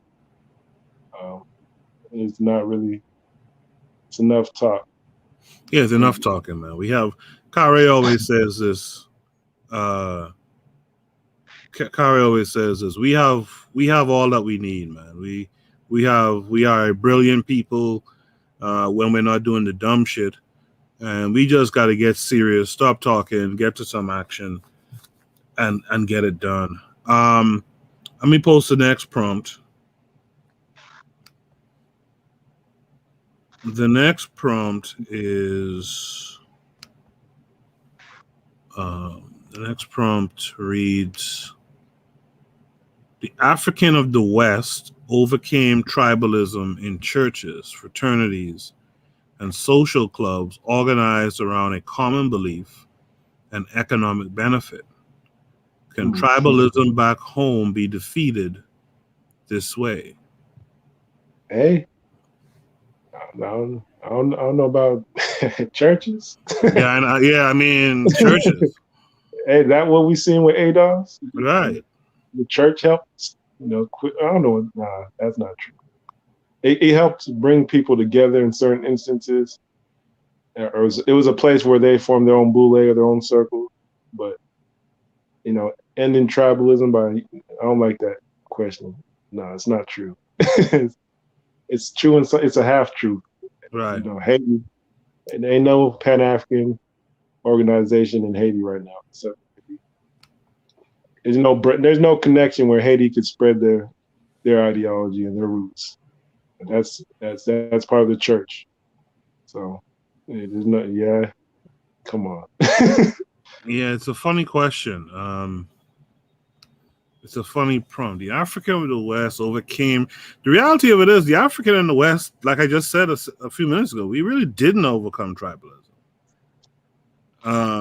We just reformed different tribes in the West. Again, the tribes that you find is the church. The church is a tribe by itself, right? The church folks are a tribe. But again, we have these different nationalities in the West where, we have Haitians, Bahamians, Jamaicans, etc. And like I said, CARICOM was initially set up to make to make one Caribbean, to be honest, and to the five pillars or four pillars? The four pillars of CARICOM we were supposed to have our own economic system, right? We were supposed to have our own foreign policy that was coordinated in the region, meaning we was going to control how others deal with us and how we deal with others as a group. We were supposed to have human and social development together, and security. We were supposed to secure ourselves in that region. And the thing is, Uwa and Kevin Kyrie, I read this paper on the show some months back talking about the what's it called? The Monroe Doctrine, right? The Monroe Doctrine has a lot to do with why Haiti is the way it is, and the Caribbean in general is the way it is. And it's because, and this goes back to what I was saying about the New African Republic, or the New Republic of Africa. I can't remember the name now. But this goes back to what I was saying about that concept with the 5 states that they wanted. The reality of it is the Caribbean, in a weird way, is like the most important region on the planet. Because of all of those waterways that those ships need to take goods back and forth, for America to receive its goods, its imports, and to feed its people, they have to have that Caribbean Sea open to them. And so they drew a line in the sand after the Europeans cut up Africa. They drew a line in the sand and said, okay, the Western Hemisphere is ours. If you come trying to help Haiti or some poor country over here, we will declare that war, which is why when they claim Russia was helping Grenada build an airport back in 81, 82, somewhere around there, they went and they attacked Grenada, invaded Grenada, right? So there's these waterways between Jamaica, and if you check where the waterways are, you'll notice that the economy is destabilized there. A major waterway is like right around Jamaica, between Jamaica and Cuba. Another one is right by the Bahamas. Another one is right between Haiti and Puerto Rico. Another one is by Panama, where the Panama Canal is, because you need that canal to get over to the other side of the world, right? Right. And so what they did was they basically just destabilized these countries and their economies, where you go to like Jamaica and the money is something like actually, Kare, I'm gonna give you a search right now. It's what? Give me a second. Okay. Guyana is like 1 to 1,000 or something like that, right? $1 US like 1,000 of their dollars or something like that. Jamaica was crazy. Haiti back in the early 80s wasn't so bad until they were invaded like around 89 somewhere there, and then it went 1 to 10, and now it's something ridiculous now, right? Damn. So yeah, so those areas of the world, the reason why the Caribbean has those issues is because the U.S. destabilizes that region. The U.S. destabilizes Haiti. Make no mistake about it, right? Haiti is in a problem because of the United States occupation from 1915 to 1934. It's in a problem because of the French colonial situation and them paying back France. It's in problems because the rulers that have come since 1804 have been largely corrupt, human rights violators. They've been elites, right? So they've been protecting the elites' wealth, slave labor and all that kind of stuff. All that is done intentionally because here's the deal. If Haiti is strong, right? For example, if Haiti is strong, if Jamaica has a strong economy, America has to step to them on some negotiation shit about using those waterways to get their imports and get their exports out. If Haiti was strong, if Haiti was strong, Haiti would have a military, a navy that can police their waters and say, hey, if you want to pass through here, that's fine, but you got to break bread even. Uwa, you were about to say? I was going to say, if we don't count, first off, I'd actually agree with the prompt as far as the model we should use is, like a house or a club. That's what the Garvey movement was. It was just militant, but you list out the ethnic groups and they all come to the table. They all come to this Boule or Black Berlin Conference. You got the Jamaicans who are Afrocentric. You got the Cubans. You got the Yoruba, the Igbo kingdoms. If they'll everybody come together and form a local, United Nation. They got one in Philadelphia. We're trying to build one in Jacksonville. All these societies we got. So that could work, but it's a lot of books and reading and technology we got to overcome. So a local United Nations, that's how we'll do it. And then Haiti is 25% of the Caribbean. I don't know how many Black people that we could recruit in the Dominican Republic, but that's almost 50% of the population of the Caribbean. And if we're counting Jamaica, that's the second biggest island after Haiti, or biggest country. And Jamaica's influence is worldwide. So if you get Haiti and Jamaica connected, even if you have to start somewhere else, but I'd rather just go straight for Haiti, and I think it will spread around the Caribbean real fast. Whatever we're doing, and you just got to make that plug, that connection. I think Afrocentricity International will do it for us. I got a reggae connection there too, so we're looking at music. But it's simple. Like, we don't have any organization that is comfortable with the Haitian culture and made that connection their priority, even though the population says you should break through whatever barriers and set up shop there, or headquarters. You mentioned Afrocentricity, AI. You mentioned AI. I had the sister on my show too, Wahida, from AI, when she was in Philadelphia helping them out. I think she's down your way now, as a matter of fact. Yeah, I think she's down that way now. Johnsonville. That's a good question. I'll have to ask her. But she's not in Philly anymore, but she still helps them or whatever.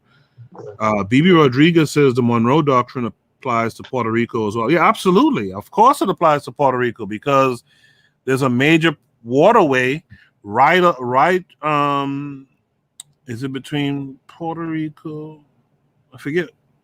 Right off the coast of Puerto Rico, there's a major waterway that these ships take to take their goods back and forth, and it absolutely applies to Puerto Rico. America didn't just pick up Puerto Rico for no good reason. It was strategic, And again, if those countries are strong, imagine a stronger Jamaica, stronger Haiti. You have to go and break bread and be fair about your dealings with those countries. You have to deal with the Caribbean, period, differently. The Caribbean and Central America, those countries like Panama and stuff, you have to deal with them different You know, because again, most of America historically receives most of its goods and sends them out through that Caribbean Sea area. And that is why CARICOM, if they had done it the way they were supposed to do it, if I had to guess, there were saboteurs and agent provocateurs involved in that. If they had done that the right way, that power base that could have been in the Caribbean would have been major. Kari, did you find the Yeah, it's 148.11 Jamaican dollars to $1 American dollars. 148? Okay, good. Now, when I was a kid, at one point it was like 1 to 40. Yeah. Right. Now it's like 3 times that. Right. Haiti was 1 to 10 at one time when I was a kid. 1 to 9, 1 to 10, and now it's something ridiculous. Now Guyana, for as long as I could remember, Guyana was just ridiculous, and it's gotten worse now. You know. You can just easily buy up land down there with a few American dollars.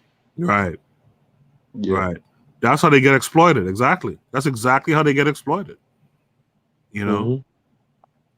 I think I like to, as comments, the way I see the diaspora and even continental Africa, you know, with everything being integrated now, you know, in Africa, you have the Arab League, right? But Marcus Garvey and his wife, and they created the African Communities Imperial League. So that was our union, basically.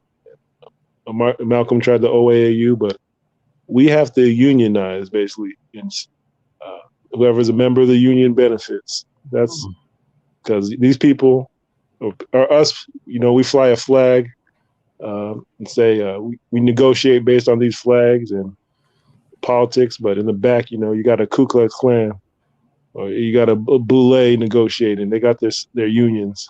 So we got to break away from that nation state model and get a Afrocentric, or we got to circle our wagons. Yes, absolutely. So that's not going to work with them flags. Absolutely. So I just looked in KW Dawn 7. I see you've been doing some work here. I didn't realize it based on me using this in studio thing. So my apologies there. I didn't see the work that you were doing. So I think we covered that prompt sufficiently. Kare, do you have any last words on that? I just believe, like on a micro level, not to talk about an international level, I'm seeing a lot of more young black folks up here demanding more money for their works.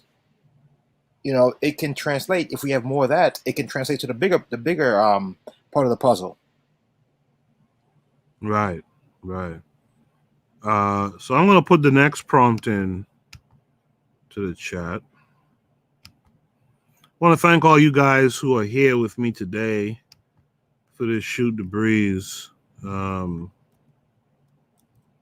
don't see some of the regular faces, but I do see some familiar faces, and I appreciate y'all for being here. I think the matron must have had something going on today. She didn't do a show today. I don't think she's doing a show tonight either.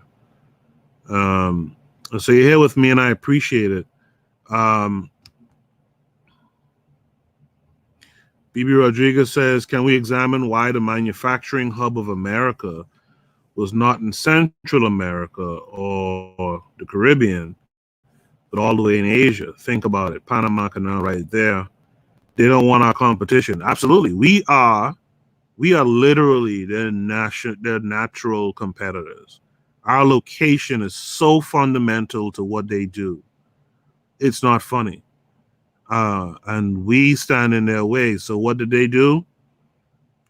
Create the circumstances to impoverish the region, and then tell these other European nations, if you're thinking about being some bleeding hearts, don't do it. Because if you come around these nations that we have impoverished, talking about you helping them, we will go to war with you. You know what I'm saying? And so that's all you need to do to understand. But you know what's so crazy? Most of our people don't even know what the Monroe Doctrine is.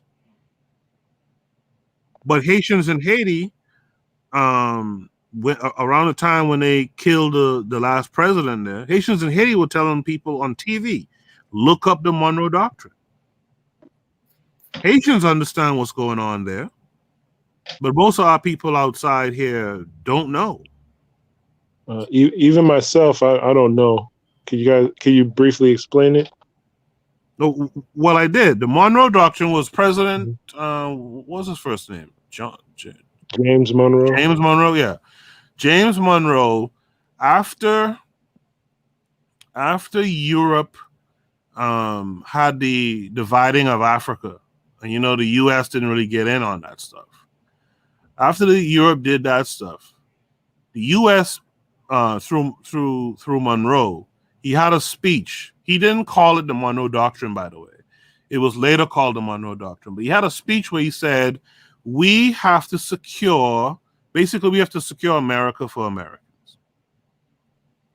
And so, and the way he defined America was not just the U.S., but, Canada, Central and South America. And the idea was that they were going to work with Latin America and stuff like that and consider themselves all one group, which was bullshit. But they said that they made a proclamation to Europe saying that, hey,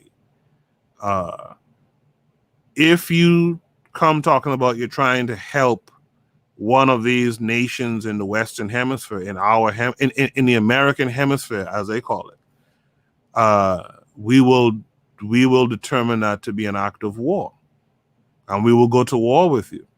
Because remember, in Africa at the time, you had like Leopold and them talking about they were doing this, these fraternal orders, and they were.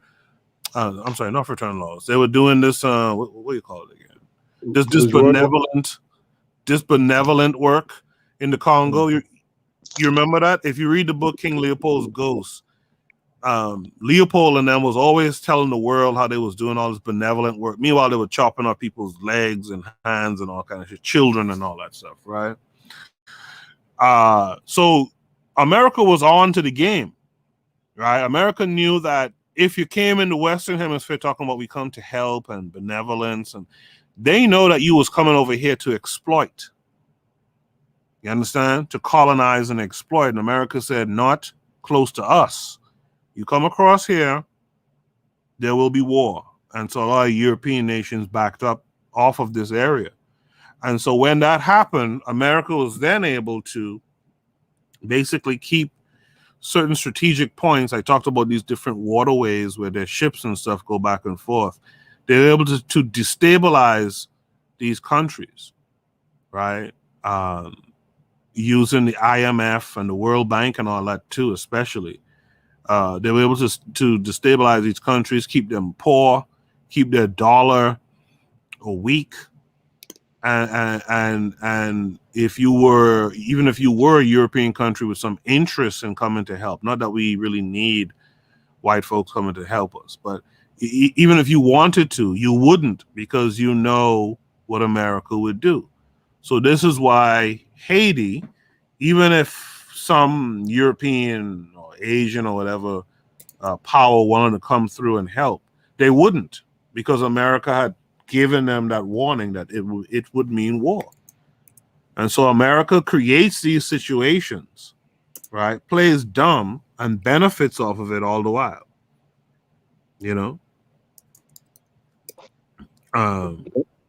That's interesting because there's a map of the original Garvey movement, and there's a constitution where they had mapped out Central and South America leaders, Caribbean leaders, or West Indies, they called it. American Negroes and U.S. They mapped out all the leadership, try to get everyone together. There are still tribal wars going on inside the org, but it's interesting because nowadays there's one brother out here. He's a Garifuna, right? So he's part of that Central America. Yeah. Sort of an maroon indigenous group. Yeah. They call them so Black Caribs. So right. they got territory down there, so Yeah, they do. Yeah. they want to do business with an organized group. They say, let's line it up. I'm saying let's we got to, but we got, he also, people got to connect to Haiti too. It's not only, we can have Central America, we could have the Caribbean lined up, but people just got to look out for each other. If we're going to do that, we got to find reliable people. We got to find reliable people, and CARICOM's a central meeting place. If we vet each other and speak with one voice, it's a platform now. In the chat room, Achieve Mindset says, I think what BB Rodriguez said is true. Yeah, I agree with BB 100%. KW Don said he accidentally timed out BB, but she's not blocked. She can still post KW Don 7, so don't worry about it. And I read her comments on the air already. Daily Affirmations by Pauline says, people pay the messiest shows, but shows with quality content get little contributions. Oh, I think it's supposed to read, and people play the messiest shows, but shows with quality content get little contributions. Yeah, I mean, that's the tough part. Again, this is where, like how kids don't like to eat broccoli or something like that, or Brussels sprouts or something. This is how Black folks kind of act. We hate to, and this is why I call the show Bitter Medicine, by the way. People hate to take the stuff that's going to fix them, right? They rather take the sweet stuff, the bullshit, and run with that stuff. And they'll throw their money crazy because the folks who run those shows talk the talk that entices them, that excites them, and boosts their ego and whatnot. Whereas here, you're listening to me, and you're listening to Uwu Abantu, you're listening to Kevin Kare 42, and we're talking serious. We're having serious discussions about what it is we really need to do. How do we connect, right? You see BB Rodriguez is in there talking. KW Dawn 7, Achieve Mindset. How do we connect? How do we do this? How do we do that? Right? It's about rolling up your sleeves. This was what I was trying to say about Obama. Obama never had that look. And of course we know what Obama really was and is, but he never had that look of like he was serious and was about to really put in some work. Right? Because the reality of it is, if he did that, our folks wouldn't have fucked with him. That's just the reality. Achieve Mindset says manufacturing in the Caribbean will be a good way to get goods to Europe and Asia. So, Achieve, I hear you. I hear you on that. But I think we got to get off of this getting goods to Europe and Asia. We got to be able to get goods to our folks. Right? Now I understand you buy black and you sell to everyone else, like Carlos, like Gavi used to say, right? But we are not really so concerned with Europe and Asia. Ooh, you had something to add to that? I'm not an economics major, but I don't know. It sounds funny. Are we trying to feed them or what? Yeah, that's my thing. Are we trying to build them up or something? Nah, we're not trying to do that. Right? We have our own people to take care of. We need to make that trade work on the continent. Let that trade point towards the West, because the West is what faces us, and we face back to the West, and we get that economics going between us and our people on the continent. Yeah. But I get what you're saying, Achieve. I don't know if there's money to be made. I don't know why. I'm ignorant on the technicalities of it, but I don't know why. Yeah, I think he's saying that there's money to be made, that we can cut out any middleman and we can work directly to manufacturing goods in the Caribbean, get it to Europe and make Europe and Asia and make that money. And I guess ergo, you make that money, you build that paper, and you start to build like a power base around you, etc. So I think that's what he's talking about. But I think we could also make money, exchange money with our people too.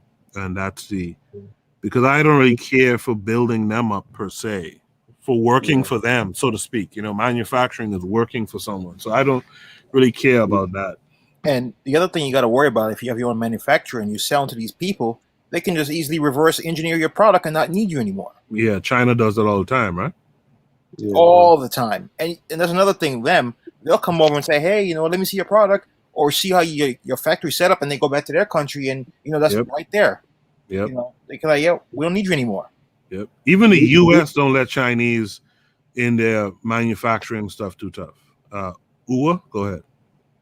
We have Africans from all over the world and who migrated to Europe and Asia, head over heels, man. That toxic mindset. That's what caused that 12-hour stream. It was them people. Yeah.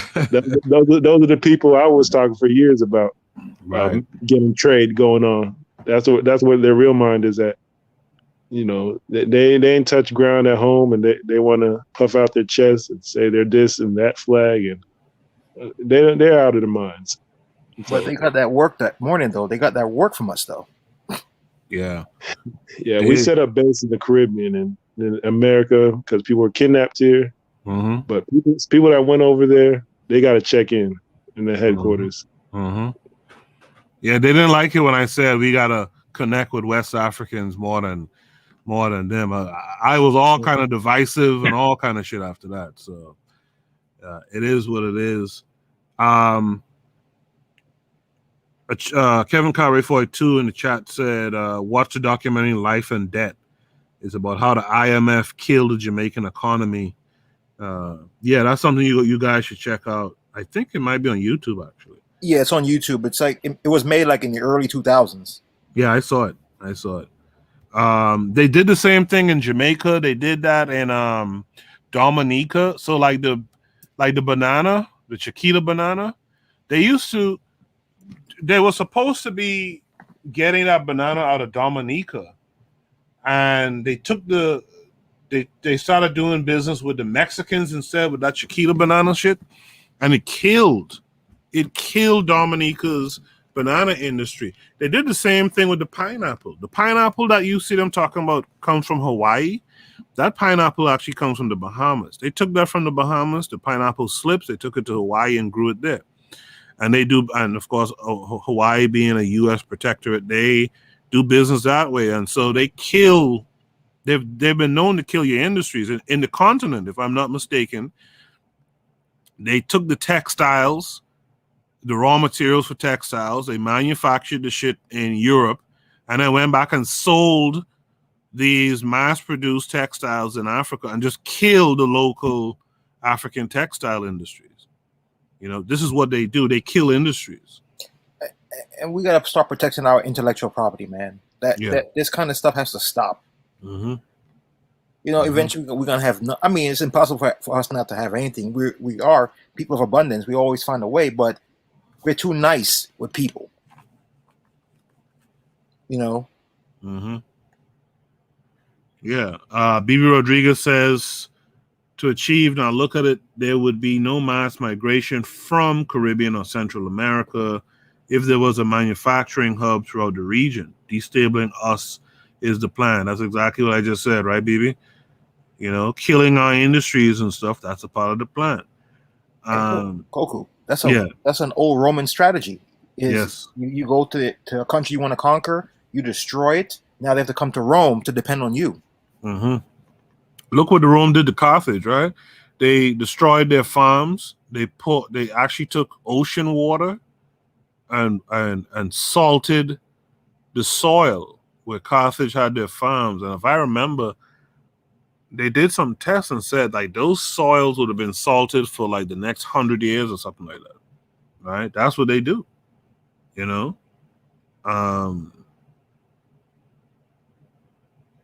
BB tells me that Chiquita is now in Honduras. Okay. But you see, it's in Central America, right? This is what they do. They kill your shit. Achieve Mindset says, in terms of distance, the Caribbean is the perfect distance for us to manufacture goods and sell to Asia, Africa, Europe. Yeah, like I said, Chief, I didn't necessarily disagree, and I get the idea. The idea is to stack that capital, but we in fact really do have to close some ranks and really just trade and do business back and forth between our own people. I'm going to post the next prompt. I'm going to read it now. I'm going to do a station ID break. And when I come back, we will discuss this prompt. The next prompt, number 4, says the continuing saga of Kirk Franklin and his son carry on. Thoughts? For example, is he mentally stable? Should Kirk take him away and bond or help his son? Is this an example of what goes on behind closed doors in the diaspora? Chief Mindset, yes, the cocoa is being processed, but the problem is the price. Yeah. Yes, Chief Mindset, yes. Right? That's right. So what they do, like in Dominica with that banana stuff, they made it where the price of the banana wasn't competitive for Dominica. It made no sense putting all that work in and growing and harvesting bananas, and they couldn't get a competitive price for it. Why? Because America had a closer counterpart to go get that banana from. Bibi Rodriguez says close the ranks is a must. Chief Mindset says the government's buying cocoa for low from the farmers and sell it high for themselves. You see what I'm saying? You see?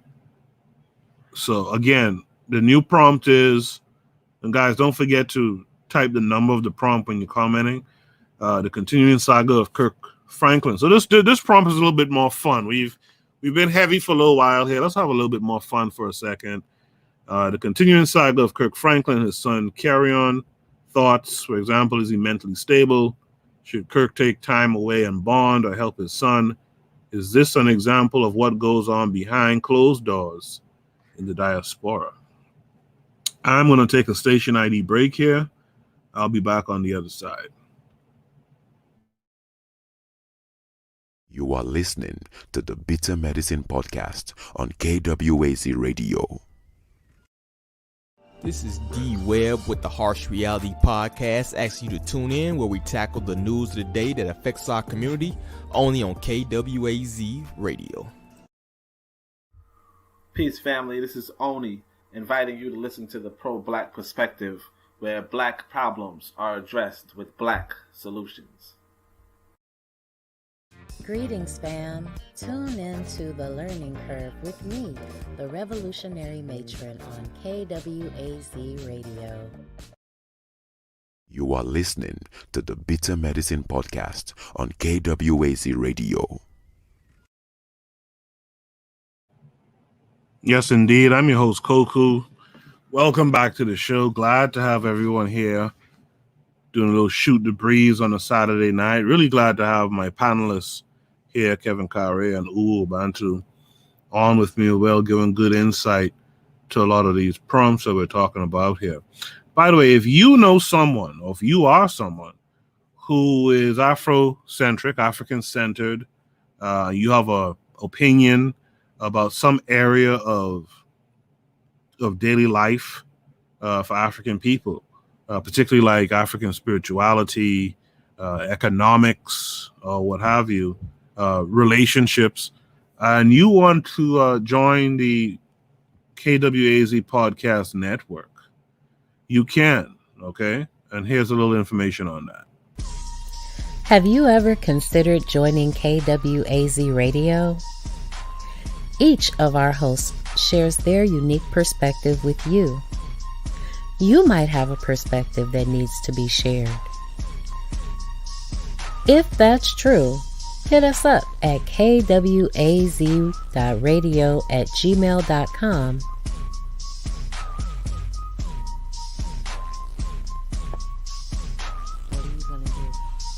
What are you gonna do?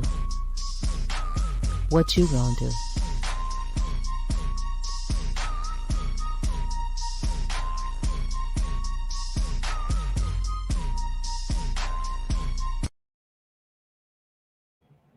Yes, indeed. What are you going to do? Hit us up at kwaz.radio@gmail.com.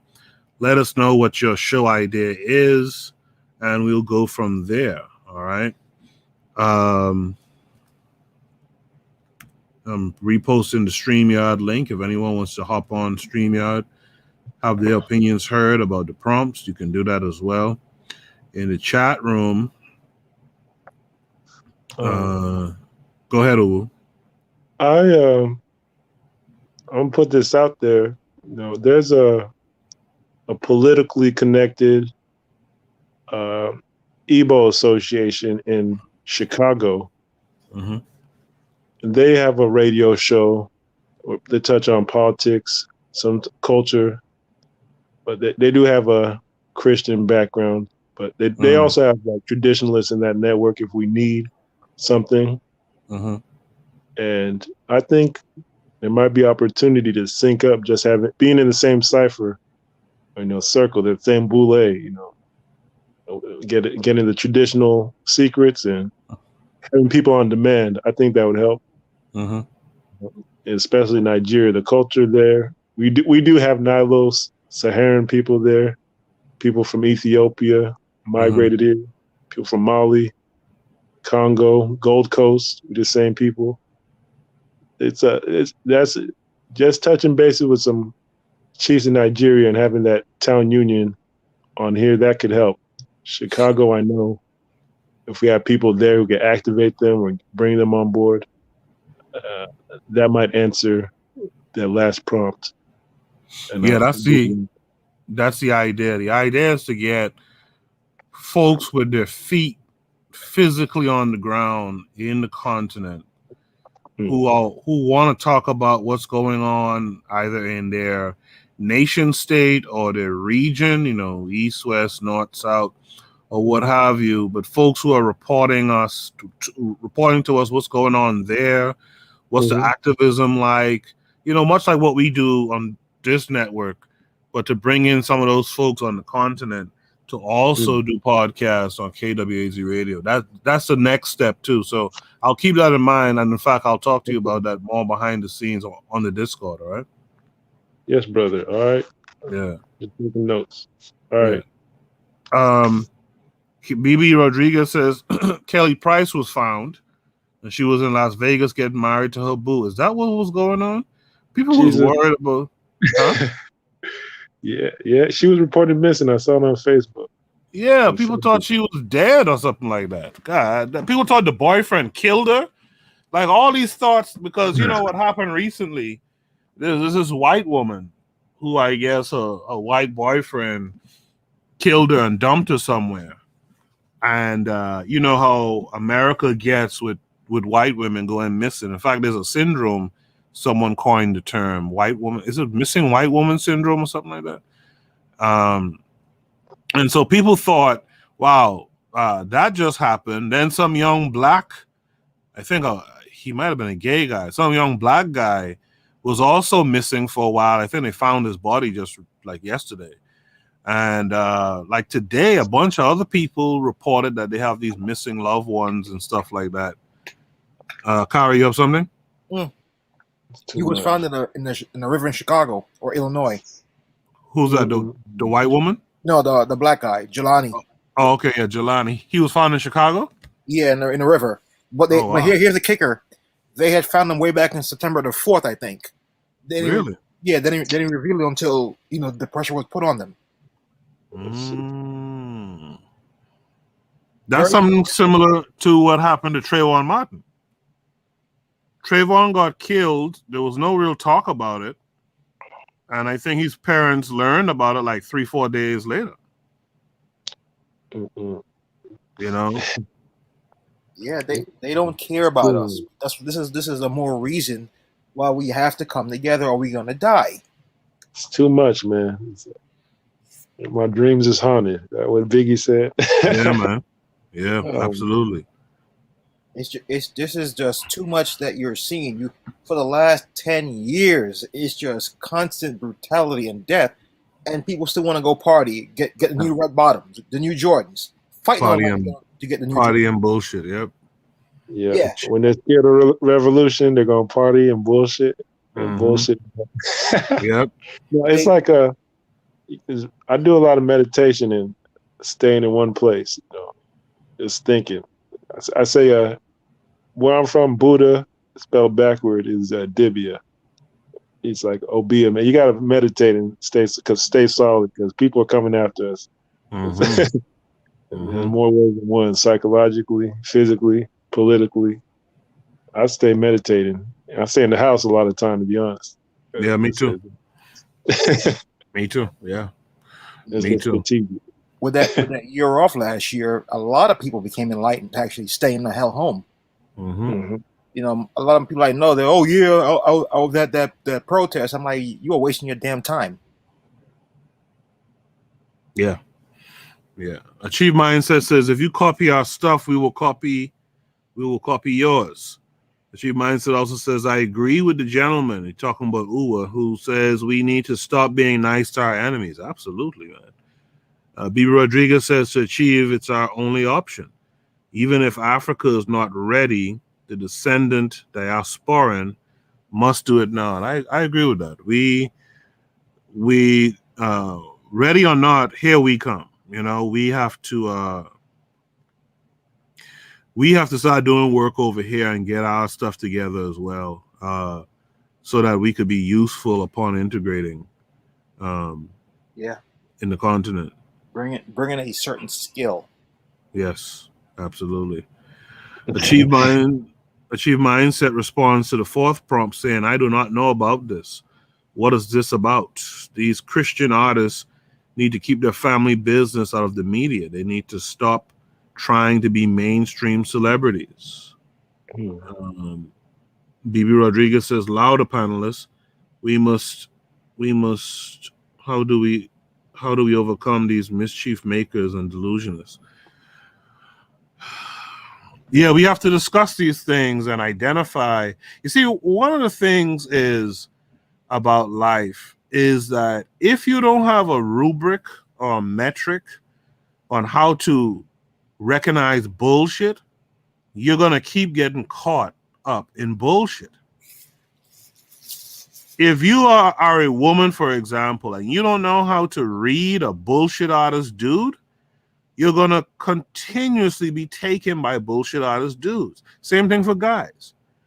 You know, you got to have the metrics, you have to have the rubrics, and it has to become like a second nature where you could just line it up and see all the signs of a grifter, all the signs of a bullshit artist, all the signs of a loser, et cetera, et cetera. We're not doing the work because we're too concerned with distracting ourselves from the real work at hand. As far as this prompt goes about this guy, what's his name again? What's his name again? Franklin. Kirk Franklin. His son seems like he might be a little bit off. This was something I found earlier today, which I think it was from a few days ago, but it says Kirk Franklin's son is again in the news after making headlines back in March after falling out with his famous father. This time, the troubled man accuses his mother of abuse on social media. A video filmed on Instagram Live from Carry On, the embattled son of Franklin, was reposted by the Neighborhood Talk 2 days ago, showing him accusing his mother of abuse. He is the eldest son of the famed gospel recording artist. Quote, I'm being abused right now. I'm being assaulted by my mother. This is on live. You on live, you guys, Carry On says. I'm going live just so I can make sure I'm protected right now. Let the world know. My mama already done assaulted me. Now they're trying to take me to some hospital. This is crazy. And this was accompanied by this video, but I don't think you guys could hear it if I play it. Can you guys hear this? No. Okay. So basically, they're telling him, his mother and them is telling him to go put some clothes on. He has a shirt on at least. I don't know about the rest. But he's saying, I got clothes on. Why are you guys abusing me? So the prompt was along the lines of oh crap. The prompt was along the lines of, I'm sorry, I just clicked something. The continuing saga of Kirk Franklin and his son Carry On. Thoughts. Is he mentally stable? Should Kirk take time away and bond to help his son? Is this an example of what goes on behind closed doors in the diaspora? So I'll speak to that last part of the prompt, which is, I think it's a human thing, number one. I think humans don't like to show signs of weakness. Because of our situation in the diaspora, we really don't like to show signs of weakness. And so we kind of like try to hide away, mental health issues. And to answer that question, is this a mental health issue? I think it is. I looked at the video. I can't play it right now, but I looked at the video, and it definitely seems like he's going through something, and they're trying to kind of coddle him and protect him and, keep him well. But when you're in that state, I've seen it before in numerous times in the past. I've seen it. When you're in that state, there's no really controlling that stuff. The best thing you can do for them is get them, and I know this sounds cliched, but you got to get them the help that they need. And I'll tell you something too, a lot of people won't like it. If you want to go crazy, put yourself or be placed in situations that are alien to you, right? Put yourself in a situation that are alien to you, where you feel isolated and alone. And quite frankly, that Kirk Franklin lifestyle, that Christian lifestyle, that's not us really and truly. That's really not us. And it's very possible that this kid needs to go seek out some of the ancient African technology. And when I say technology, I mean spirituality.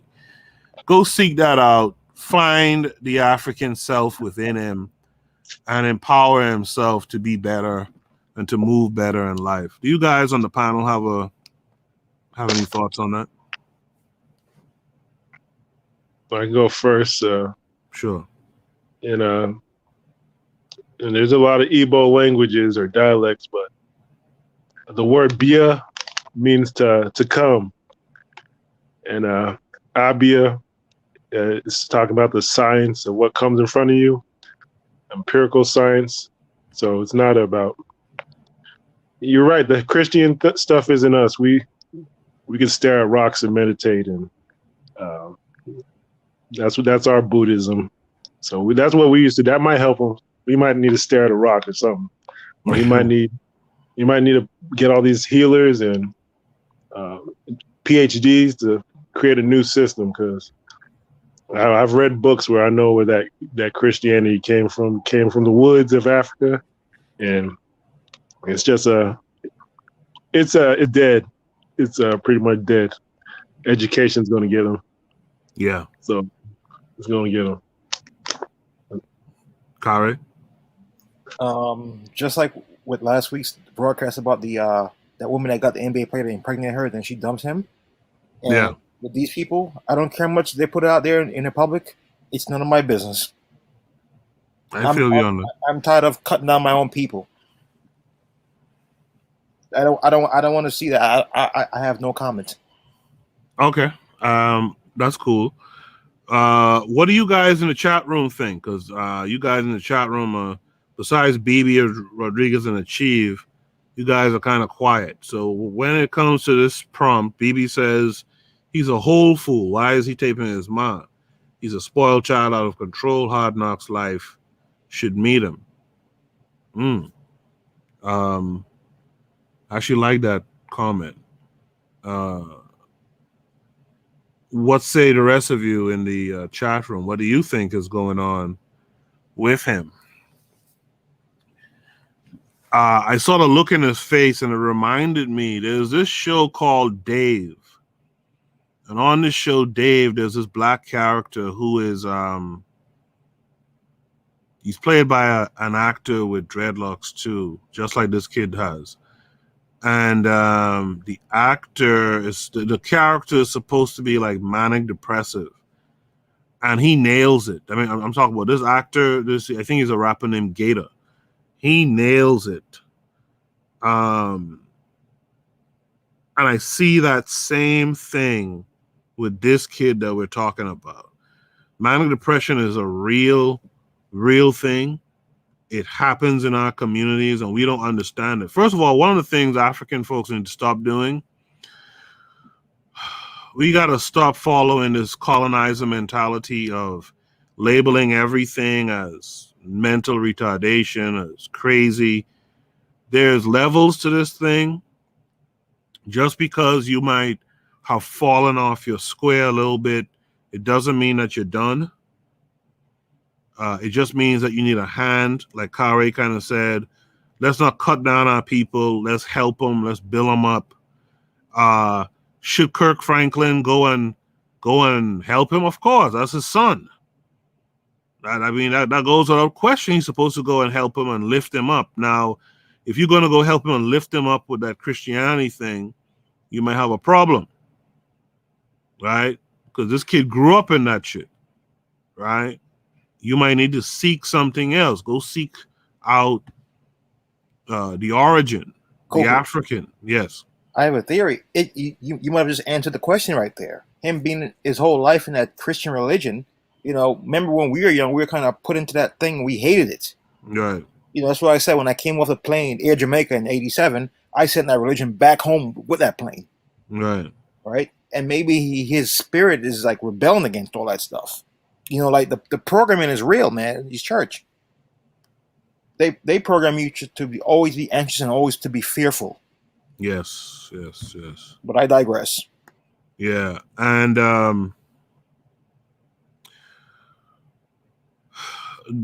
Daily Affirmation by Pauline just said something. She said, I believe that the son has had trauma and he feels as if his father and mother are not and have not been there for him. The thing about it, and this is why I want people to understand too, everyone is built differently. I think we talked about this maybe even last week and all. Everyone is built a little bit differently. And what you or I can endure, some people can't endure. And what some people can endure, we could never, ever endure.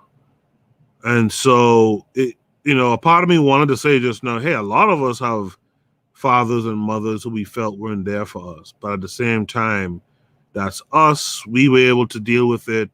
Not everyone can deal with it. At the end of the day, as African people, it is my belief that the more we become African-centered in our thoughts and our actions and in our lives, I think the less we will lose our minds to what's going on around us. When you take an animal out of its natural habitat, it gets crazy. And so to be honest, most of us are crazy.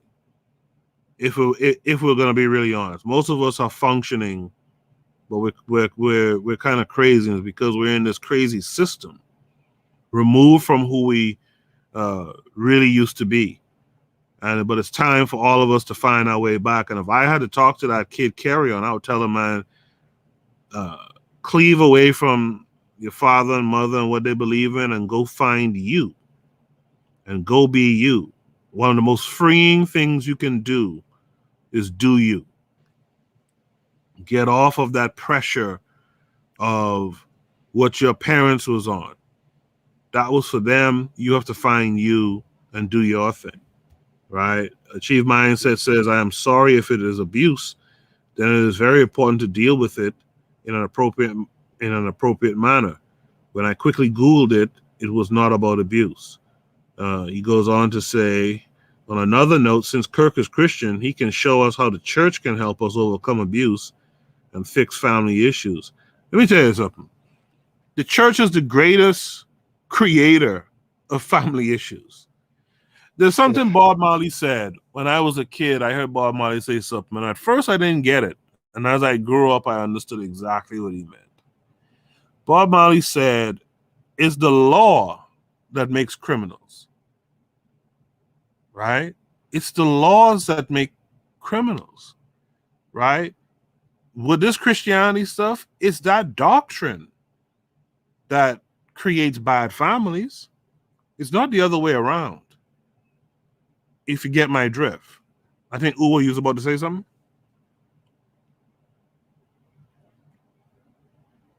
I always got something to say, but no, it's that Holy Father thing, and bowing down.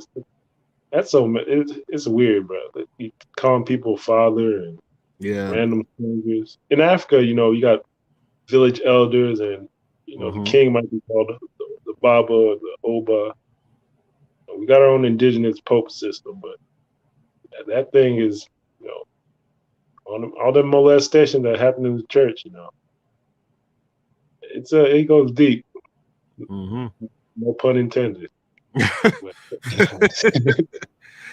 That's a horrible pun if it was intended, but I get you. I mean, you take that church thing where the priest was molesting all those kids. That alone should have created a huge exodus from the church, but people couldn't separate the indoctrination from the abuse, and so folks stuck around with that bullshit, and it's all because of fear. You fear what's going to happen to you in the afterlife. Hey, before this Jesus fella came around 2020 or so years ago, your ancestors were living and dying and studying the stars and had their own spiritual systems, and they weren't worried about no lake of fire. They weren't worried about no devil.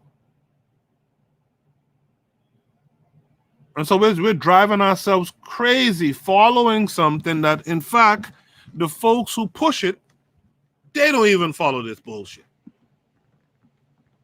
Because if they followed it, then it wouldn't be all these systems of oppression and all this stuff around the place.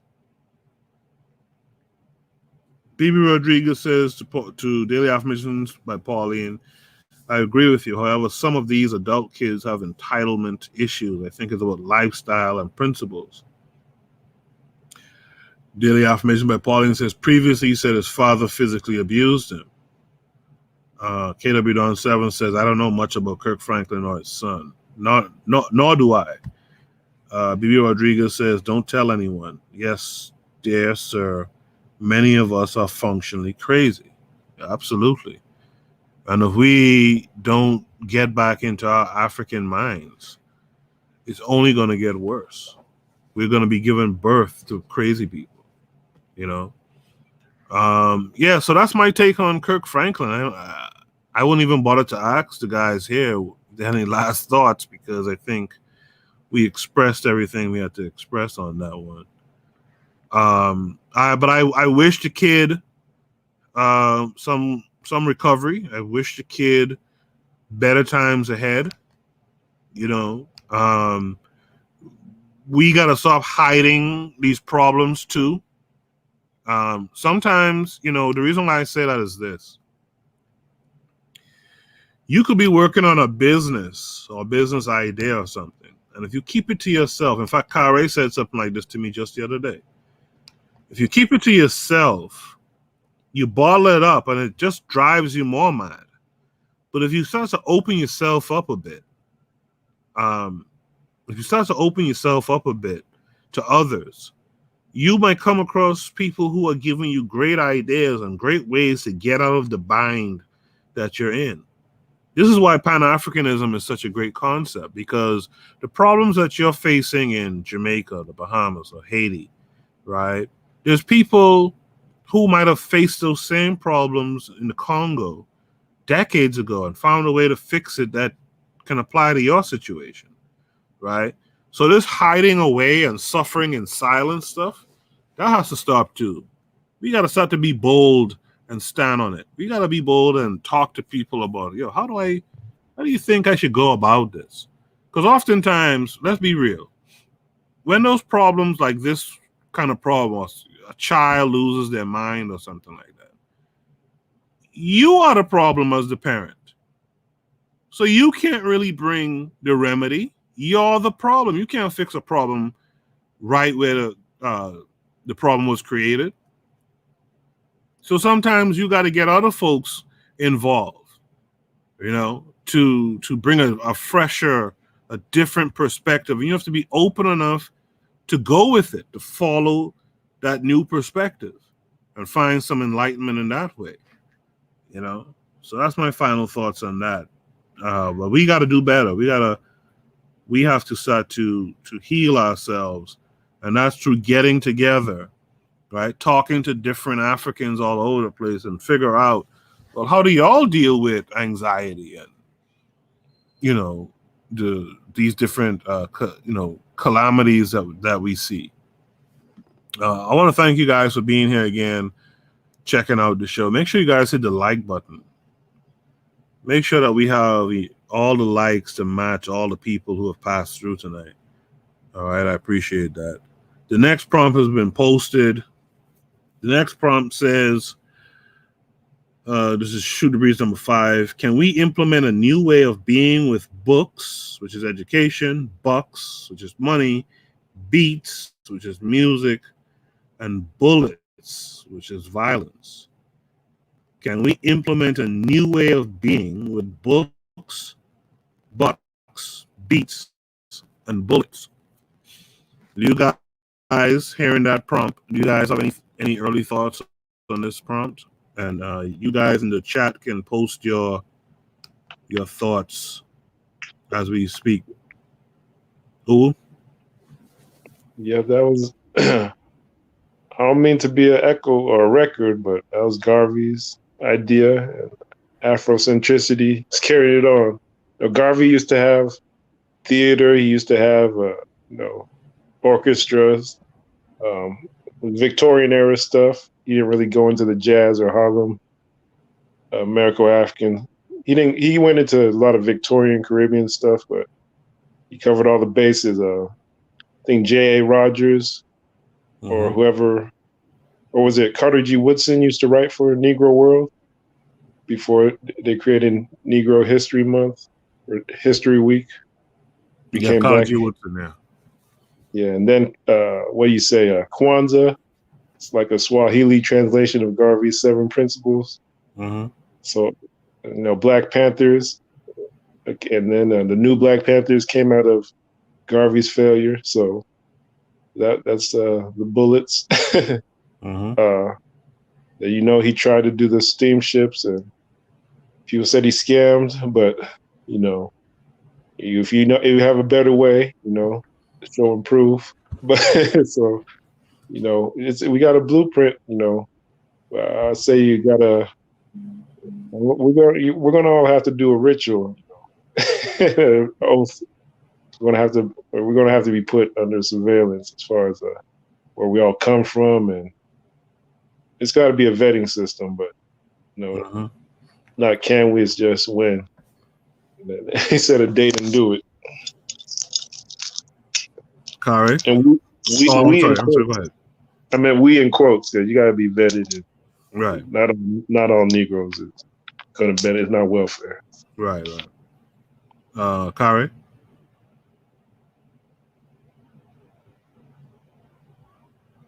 Your mic is muted, but okay. I'm sorry. Yeah, my mic was muted. Yeah, I would say the first option, education. We need education. That's the best thing at this point. You educate yourself, you enlighten yourself, you can do better. You think things through. But we have to start with the younger generation. The older generation, they're lost. People are set in their ways.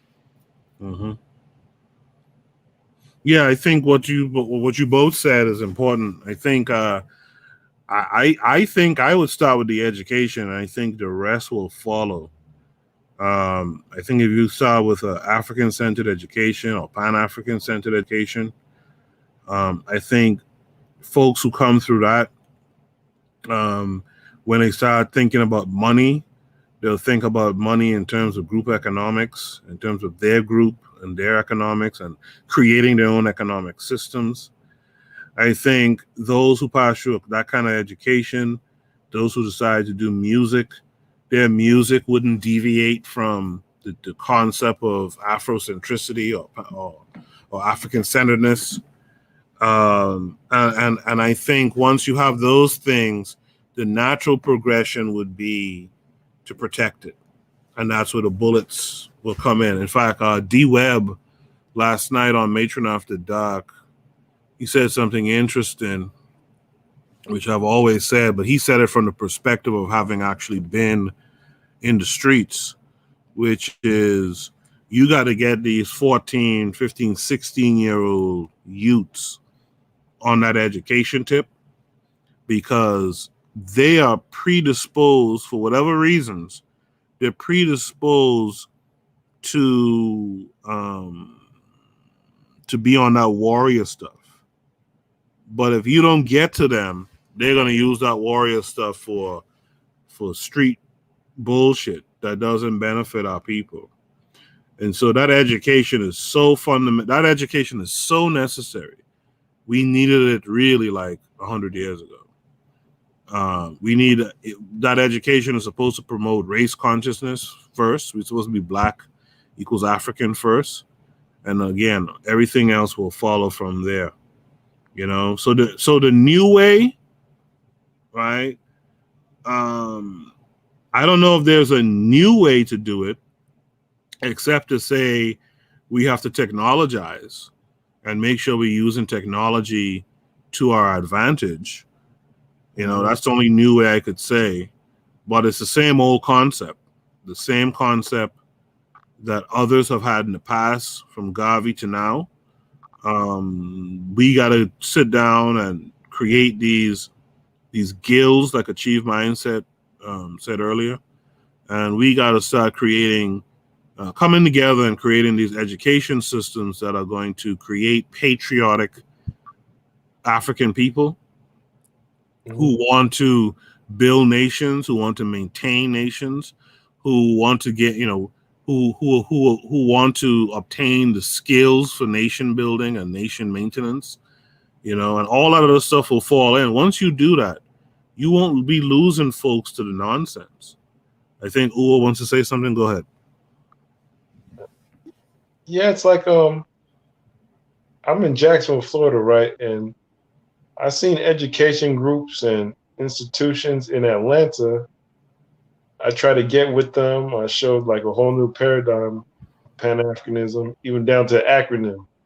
But I don't know what it is in Atlanta, but these guys never got with us down here. They got like councils of institutions. They got councils of educators, people based in Atlanta, but I don't know what it is, but it's like they're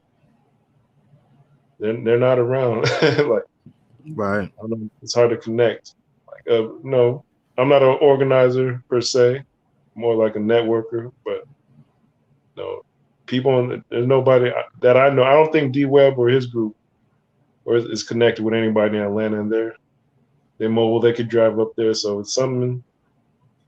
I don't know where here in Atlanta isn't. So I got people contacting me talking about they're in YouTube and they're in social media, but people don't connect with us down here. And we got an education system of our own now. Well, we've been had Melanated Conscious Society. We have a self-defense groups here. We got Black Panther Party. For some reason, there's no connection. From Atlanta, you go to DC, you go to New York. It's California. Everybody's connected, but Jacksonville is isolated. I think we're the bridge to Miami and Tampa. So I think, whatever it is, let's put our chips on the table. Have a leadership in this.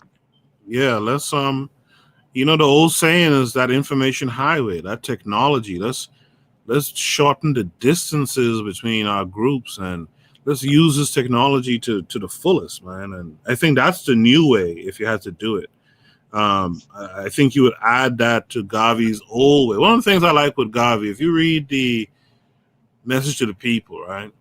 One thing Garvey talks about in organizing that I really appreciate, because I see it play out over and over every day on the internet, is Garvey used to say, you got to get to know the people in your organization, know where they live, and show up there sometimes. Yep, he did. Go ahead. And it reminded me, like when I was growing up, I grew up in the church, right? The priest of the church, every once in a while, he'll find his way to our house and sit there for a couple of hours and talk to my grandparents. You know, that's what he was doing it on that church stuff, but that's kind of that mentality. You want people to be participant, to be active. You got to show up at their homes and make them accountable and give them work to do and follow up with them. And so maybe we need more facilitators, more brokers to go from New York to Jacksonville, from Miami to Jacksonville, from Atlanta to Jacksonville, and back and forth, and then implement this technology to really pull these folks together. Yeah, Connor, in particular. Okay, go ahead. No, in particular, we had like a lot of people are into politics down here, but we have like people into skills work. Or what do they call them? Skills like crafts. I don't know, like hands-on crafts. Like I'm having to bring like people into skilled work, like technology, like HVAC. Masonry. Kari, what's the term for that again? Like technologists and stuff like that? I think that's air conditioning, HVAC. No, the general term. The general term. Oh shoot! Skills, man. Like skills and trades. Yeah. We got people in the trades, but they're in a civil society, not into self-determination. So, and that's what we're missing. Like I know people around the country. We can connect what we have across the country and share, but a lot of people don't. I think we're isolated because of the history of Jacksonville and St. Augustine. Like St. Augustine was the first Negro settlement. They call it Fort Negro, Fort Mose, and was it the first settlement in the United States? Yeah, so we got that history. A lot of people saying they were free, and they're about it. Like Jacksonville, Andrew Jackson blew it up, and they set up the KKK and named this city after him. So people over here, a lot of them are in the military and they're on point. So they're on point over here. So yeah. Let's connect.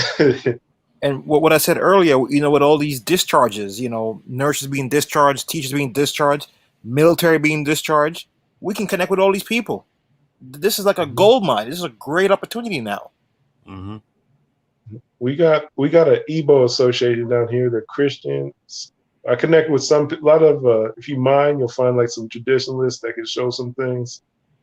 But it's got to be like we got to pull people. We can pull people in easily. It's just people got to get away from this theater WWE stuff going on. Mm-hmm. They want to be on TV. We got to do the work. Even I got to learn some trades.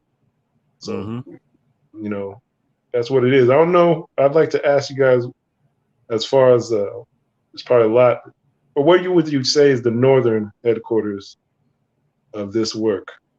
Like even a couple cities that are serious, and because when you put that out there, it challenges other people to step up. So, yeah, generally speaking, New York, Philly, DC, from what I could tell. New York, Philly, DC. I can't think of New Jersey too much, but New York, DC, and Philly for sure. I'm gonna call out people in Richmond, Virginia. They'll be tagging me and stuff on social media, but Yeah, okay. I've never done anything in Virginia. Like when I used to be around organizations and stuff, it was always New York to DC to Philly. Never Virginia, never Maryland, never New Jersey. It was primarily those three areas that I know of in the Northeast here. So Philly, New New York, York, say and Philly, New York, and DC, Washington DC. so what is that? Is that what they call that? Tri-state, or is there a name for that area? So that's two different areas. So New York is in a tri-state. Is what's it again? New York, In the New DMV, Jersey, New York, New Jersey, and Connecticut, is it? Connecticut, New York, New Jersey, Connecticut. Yeah, that's the tri-state area here, and then the DMV is another kind of tri-state area where that's Delaware, Maryland, and Virginia. Okay. All right, that makes sense. So, but I'm bad with geography, so they're like people network or drive in between easily. Yeah, people drive in between. When I used to do stuff with organizations, it was common. Everyone bussed to DC, bus to Philly and stuff like that. By the way, I see M. Chaka's in the chat. M. Chaka is on Sub-Saharan African time. He just showed up. So peace to that, brother. Thanks for coming through. That's good information. I like I try everything, but I know this network is on the East Coast. So I'm wondering what's going on. Now, I came from Corona, Riverside, California. I'm calling those guys out. Okay. Man, it's a terrible situation out there. This is like a ghost. It's dead out west. It's terrible. One of the New York problems, I think I identified 20 plus years ago, is there's a lot of fragmentation.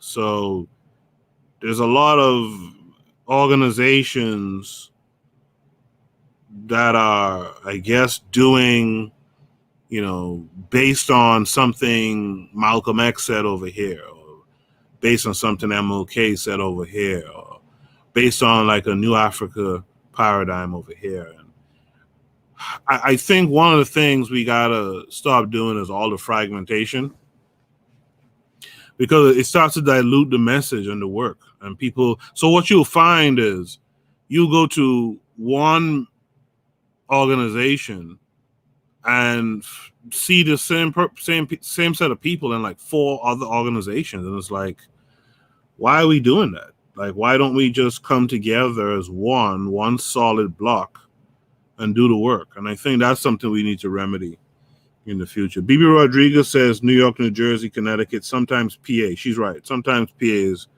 is considered in that. Bibi, are you in the NYC tri-state area? Right. But that's the thing that I noticed. I don't know how it is anywhere else in terms of organizing. I've never been down south in terms of organizing, or the West Coast in terms of organizing. But you were on the West Coast before, you said, right? Yeah, Cool. I'm assigning for the night. All right. Y'all have a good night now. All right. Take care. I was born in Los Angeles and raised in Riverside. Okay. Yeah. So, yeah, I was out west. The biggest thing we had out there in the Corona, Riverside, it was Shades of Africa. They're like a library and a one-stop shop for Afrocentric teachings and books and products. And they're connected to Long Beach. Pan-African Strikes Back mentions them. But Okay. I was in Corona. So, and then when I left, I noticed there was something called Aquaba. So they started doing import in the same plaza. So I don't know what's going on back home now, but they might have upgraded a little bit. But it's like the thing with gentrification. It's real. And the demographic, people are just assimilating. Mm-hmm. Where I was from, Jacksonville's the best position I've been as far as organization and work. Okay. And demographics, so I like it. Okay. D Web invited us all to come down there, so you might be hearing from us in that area soon. Yeah. I was talking to my sister. We were talking about the whole thing, like Boule in our language, Bongi, Obako means coming together. So it's any meeting, like whether it's online or conference call or physical meeting. So that's what they don't want. But we already got a couple down here. We got a lot. Mm-hmm. These African immigrant gatherings and associations. So what we're doing is, we're getting next to them. We're bringing them together in the same circle, so they can't stop it. You got touch one, touch all. Mm-hmm. We get set it up here. I'm counting on y'all to keep the pressure up. Right. You gotta have that meeting. So this next prompt, I'm actually gonna let you respond to this next prompt. The next prompt says, have you ever paralleled politicians in the West to petty chiefs in the East on the continent? I haven't. What say you about it?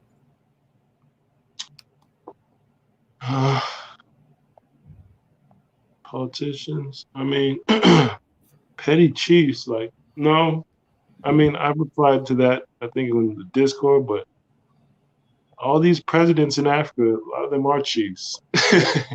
And they are petty chiefs. They got to go to the village to get approval. If you don't know, when you talk about chiefs, the word chief is a head. It's the head of a family. So these are organized families, ancient mobs. It's just mafia people. It's mafia people in Africa. So the president got to go down there and get validated, initiated, whatever. So Buhari in Nigeria, he's a petty chief, so-called. Who do you call it? Uhuru Kenyatta and his dad they're like head chiefs. They're the dominant tribe in the Kenya. So they're chiefs. Mugabe was a chief. Mm-hmm. The Arab dude, what was his name? Gaddafi. Yeah. he said all the kings in Africa better crown me the kings, or I'm gonna invest in the Mediterranean and Europe. So all these petty chiefs, every politician's a petty chief if you really know the ledge. So they're all the same. Al Sharpton's running things in Africa, and he's going in the bush too. That's what it is. Wow. Okay. Thank you for that. That brings me to the next prompt. You guys in the chat room aren't saying too much, but we're gonna push on through to the last prompt of the night. Actually, Kare posted a prompt in the Discord, but I'll talk about it next week. This next prompt should be interesting. So this next prompt is a little bit lighter. Life insurance in the diaspora, is it too expensive to keep up? I think I talked about this like 2 Shoot the Breezes ago. But for example, video of comedian AJ Johnson, who was in House Party movies and the Friday franchise, at least the first one. He passed away recently, and apparently his wife is describing their financial situation and GoFundMe set up for him. And it's so difficult for me to see Black folks having to beg to bury their loved ones, especially when their loved ones were in positions of earning and having capital. AJ Johnson was in films. I'm not saying he was the highest paid dude in any film or anything, but he was in films. He was doing stand-up comedy. He was hustling. I find it hard to believe he wouldn't sign up for a little, one of those, what do they call it? burial insurance type things, at least to get you a little $12,000 or something to bury you upon the time that you expire. It's really problematic for me. I talked about this like 2-3 weeks ago when the elder teacher and historian now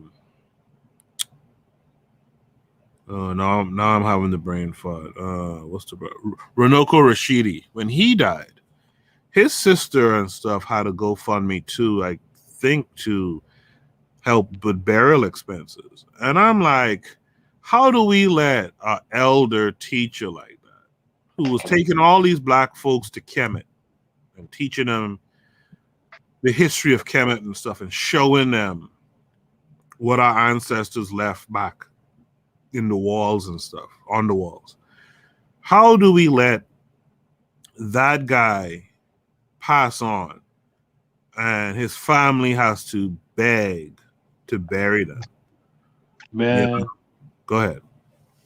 Man, I can go deep with that because it's like with Pan-Africanism, man, it's not good in the current form. Like it's lost its roots. It's overthinking itself. Like the origin, and rest in peace to the elder Runoko, but the origin of the Garvey movement and the structure, it was in what you might call tribal societies that were transplanted in the Caribbean. Mm-hmm. You know, the Igbo Lodge, the Akan Lodge, the Fulani Lodge. These things existed in the Bahamas and in different Caribbean societies, and they got called friendly societies, turned into like Afro-Bahamian society. These were lodges, like tribal societies. And the first thing you do, you set up burial, you set up life insurance. I'm pretty sure the Constitution of the Garvey movement, same way, have life insurance. Mm-hmm. But that's the root of the Garvey movement, as far as we could trace it, to the Caribbean. And these guys, we're all in the UNIA circles. He was an ambassador for one of the latest factions. Rest in peace. But no, when I approach it or I put it to people, they're like, "Oh, I don't embrace one tribe or tribe. I'm Pan-African." Like, are you getting a Pan-African insurance fund? Is everybody that you're talking to and saying, forget all these tribes, are they paying into your fund? That's the first thing these guys do. They set up, they make sure you have a funeral rites of passage. Even in the Caribbean, they got them white, they show up in white. Mm-hmm. That's the first thing. That's the whole lifestyle. Let's just make sure you got a good funeral. And I don't know if it's done in the Caribbean still like that or certain spots, but your life is basically set up for your final rites of passage. Yeah. That's the African way. You could call it tribalism, but the African way is not GoFundMe. So, right. To speak to what you're talking about, my grandmother, for example, had a policy on everybody from we were little kids. She had a policy on everyone. So if something happened, they had some funds to come their way or whatever. And so I don't understand. In the chat, I see Shabaga E is here. Shabaga E, I didn't know you were here. Shabaga E says, I have to say this is one of the best show I have listened. You are growing, your view is expanding. I'm very happy, proud. Okay, thank you. Thank you, Shabaga E. BB Rodriguez says, Ezal was done dirty. Where's Ice Cube? He made that movie a hit. Just saying. Yeah, well, Ice Cube and them, they have the colonizer mindset. They don't care. They made their money. They made their name. They ain't checking no more. Shabagi E says, the gentleman in the panel is very wrong. The current African leaders are not part of the tribes. The majority of them study in Europe and America without traditional education. So I just want to quickly say this about that. I wouldn't say Uwa is very wrong, and I'm not going to say Shabaga E is wrong. I think both things can be true. I think these guys do get away from the traditional education. They've studied in Europe and America, but they can still be a part of the tribe. They're just not carrying out the function, I guess, traditional function that they should be carrying out. I'll let you respond to that in 1 second. Let me just finish these comments. KW Don 7 says you should have a term life insurance policy if you have a family. I have a $50,000 policy and I don't have a family. You see what I'm saying? BB Rodriguez says I'm not understanding how life insurance payments are not kept up when you have it, nor not having your affairs in order at all times. Yeah, because you don't know when you're done here, man. You don't know when you're done. You have to have that together. But let's go back. What do you say to Shabaga E about you being very wrong about the current African leaders? I don't. There you go. You can go leader by leader. There's a lot of them. I don't want to debate it, but right, you can pick out the leader and see if he's affiliated with any tribalism or if he's any chiefs, and I guess you can count him. I don't want to debate it. It's either right or it's wrong. It's case by case. So, it is what it is. I can agree with what you're saying right there. Shabaga E. So we're not gonna make this a debate, by the way. But Shabaga E says, I'm gonna tell you something, sir. Zulu, that is a Christian or Muslim is not Zulu. An Igbo that is Christian or Muslim is not an Igbo. This goes on for all the tribes in the continent. I get what Shabaga E is saying, but I don't know if that is how it's really looked upon on the continent. Hey, yo, where I'm from, and that's why Igbo wasn't even invented until slavery, and somebody needed a Bible translation. So Right. all these groups, they sounded like, here's the Bible. So you go over there, the traditionalists are a minimum, and we used to go by city or town, and there was the next village over was a rival. So a lot of these tribes that you're calling, they were invented by religion and politics. So and they won't tell you that, but it's deep. Yeah, a lot of that Igbo stuff was a creation of these white folks, really, right? Yeah. Shabagi says, what did you just say? That's what they call me, Igbo. Right. Shabagi says, what I'm trying to say is that the African leaders are not part of us, the traditional system. In the continent, we call them westernized because they practice the European legal system. Yeah, I get that, but it doesn't. I think what Ua is saying is that regardless to what, they're still attached to being some type of chief. So the question and the answer is that yeah, they're still attached to being some type of chief. You might call them westernized or what have you. But if you study it according to what Ua is saying, is that they're still connected as, most of them, if not most, many of them are still connected as chiefs. Where's the brother Shabaga from? Because all these, you say Zulu and Igbo, man, a lot of these guys is Christian, and I don't know what he's like. I don't know what he's talking about. Chiefs, a lot of chiefs are. We got a chiefs. No, I'm gonna say some of these chiefs are connected to the British Crown. Right. English names, and I don't know what.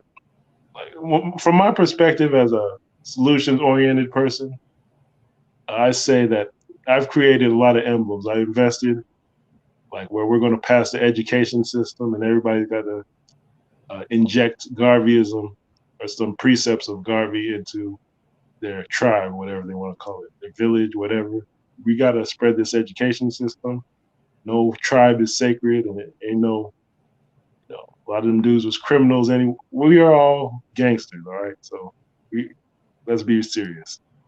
Right. We got military. Everybody's got to be on the same system, or you're left out. I don't think that's good. So I don't really want to debate. Yeah, there's no need. There's no need for debate. let's come together, get your chiefs, get your traditionalists. Let's spread the education. I agree. I'm Igbo, so we're going to be joining. I agree.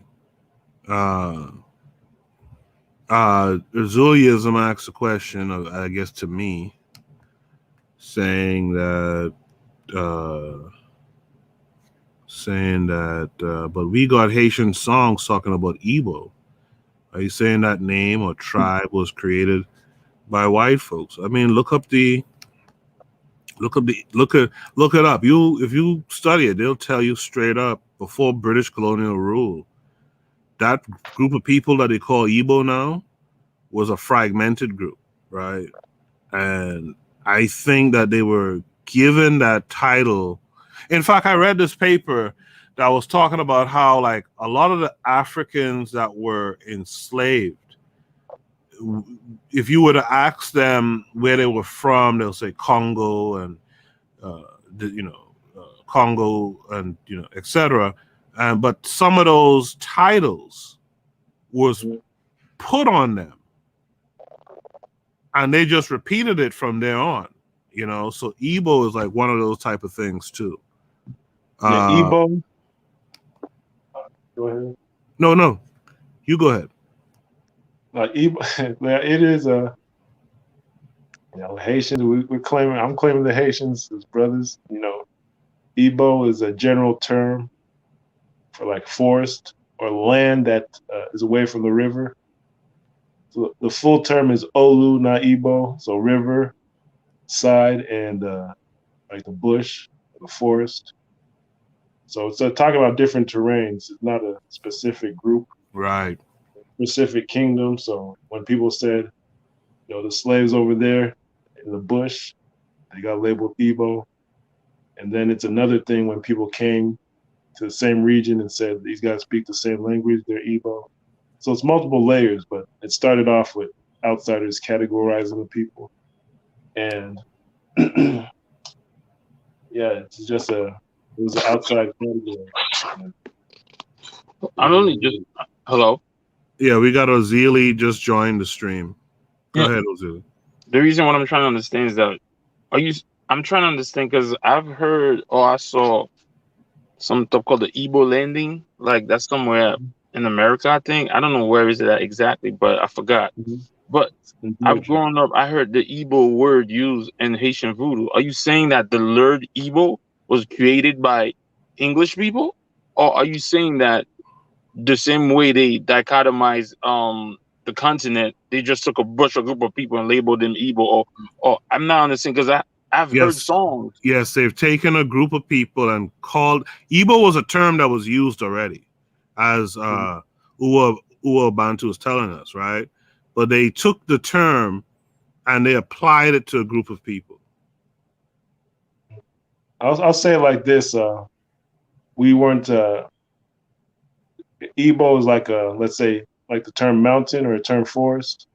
So it's a general term for people in the forest. So today, there's somebody who might be called Igbo. He might actually be from a place called Calabar, and they might be calling him a Afik now. They may be calling him a different tribe. It was just a term for forest people. But in general, the people you call Igbo and they're the same people in general, but there's nuances to who they labeled as Igbo in the past. So, but why are we mentioning about? I don't know. I guess I don't know who posted it. Say Igbo people or not Igbo people, like because I'm trying because I don't know how it was brought up. Why somebody said that guy said if you don't practice the tradition, and my rebuttal was that we all gotta re-strengthen our tradition. That go back, have a new ceremony, update the software. What the agenda is. So you're saying that the way we're using certain now is not the way that it was used by the indigenous people. Is that what you mean? Yeah. Well, if we do that, me and Koku argue that. I don't know if we argue still about that, but we got to throw KWAZ out the window then. Because all those symbols that they use, it was stolen from the Ndenkra people and reused for different meaning now. Yeah. You guys continue the conversation. I'll be right back, okay? Yeah. So I agree. I mean, we gotta if we talk about Adinkras, I don't know if it's yeah. update. I think it's to go back and find the true meaning of the symbols and follow them the way they're supposed to be meant. Just like if you say the Igbo, like we call it Igbo people, like we call. So what you're saying is today's like the Yoruba people. Like, if are Yeah. you? What? Okay, hold on. Like, Hold on. It's let me comment. I can say on the Yoruba, like just for example, I've read that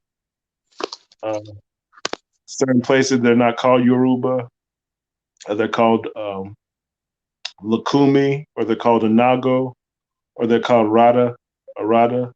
But Rada and Nago are just, and when you look at the voodoo term Naga, Rada and Nago are a group of people, a group of nations in the pantheon of voodoo. So the Nago people, the Rada, which is there's the Rada and the Petrol. But okay, I'm trying to Igbo because I asked people. I met a couple of Africans. He said I'm Yoruba and I'm Igbo. Is that the Igbo? How do you spell this Igbo we talking about now? Let's make it clear. Is it the same way IGBO or is it something else? Yeah, that's the IGBO. So are you saying that Igbo people are not Igbo people? Is the colonial that gave them that name? But this is what I'm saying. If the Igbo people call themselves Igbo because they're from the forest, are we? I don't understand. Do you get what I'm saying? No, it was there's a lot of forests in Africa. That's what, like, the people didn't call them. The people weren't united around that term before. That's what I'm saying.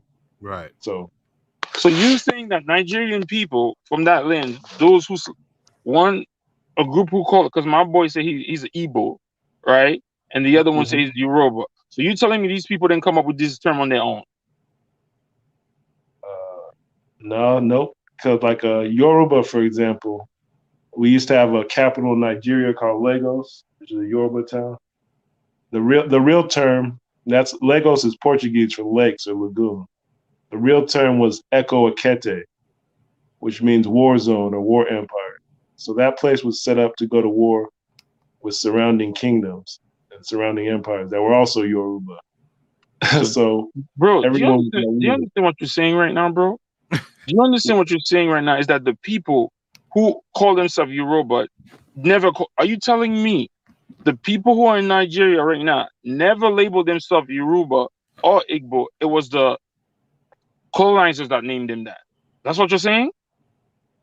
It's in the news, believe it or not. It's a debate because we're a lot of them are going for their own nations, so they're actually changing their names. Like Igbo, some Igbo are saying everybody in the region is called Biafra. Other people are saying their name is Ife or Oduduwa. It's actually in the news a lot. Bro, I understand what you're saying. Do you understand the severity of what you're just saying right now? Did you understand for over 100 years, we've been calling, bro, this is unbelievable to me. I don't understand what you're saying, but I refuse to, I cannot believe that. Hey. That's like saying Nigeria, because I've heard before, like, let's say Nigeria and Niger, they weren't giving their names. So it's just like Ethiopia is not the name of Ethiopia. Egypt is not the name of Egypt. Half of these countries are not the name that they've been given. It's the colonizers that, we done, son. Like, oh my god. Is that what you're saying? Yeah, I got a whole bunch of emblems with changed names where people get re-educated. I'm proactive. It's true. So what about the Ashanti people? Are you saying the Ashanti, the Edenko, that's not their name either? No, Ashanti they created that. It says we exist because of war. The Akan people, that's their name? Akan, yeah. I guess it's Akan. I don't know the history of Akan, but I heard the Akan people are the Ashanti people. It's just like different. Like, I don't know if the Akan is a subgroup of Ashanti, or if it's Ashanti is a subgroup of Akan, the Akan people. So it's the second one. Yo, my dude, nah, I can't believe that. Ashanti is Ashanti versus Ponti versus the I'm not arguing. I'm just disappointed, bro. Like, nah, I cannot believe that. There's Oh this wow. guy named. There's this British guy named Frederick Lugard. Mm-hmm. Frederick Lugard was the one who introduced. Is there a system called the EZ system? UA? Eze. Eze system, right? He introduced the Eze system of the warrant chiefs. Like we And had Fred traditional chiefs and and presidents, and he remixed and it. Fred and Frederick Luger is a colonizer. Yeah, he's a British.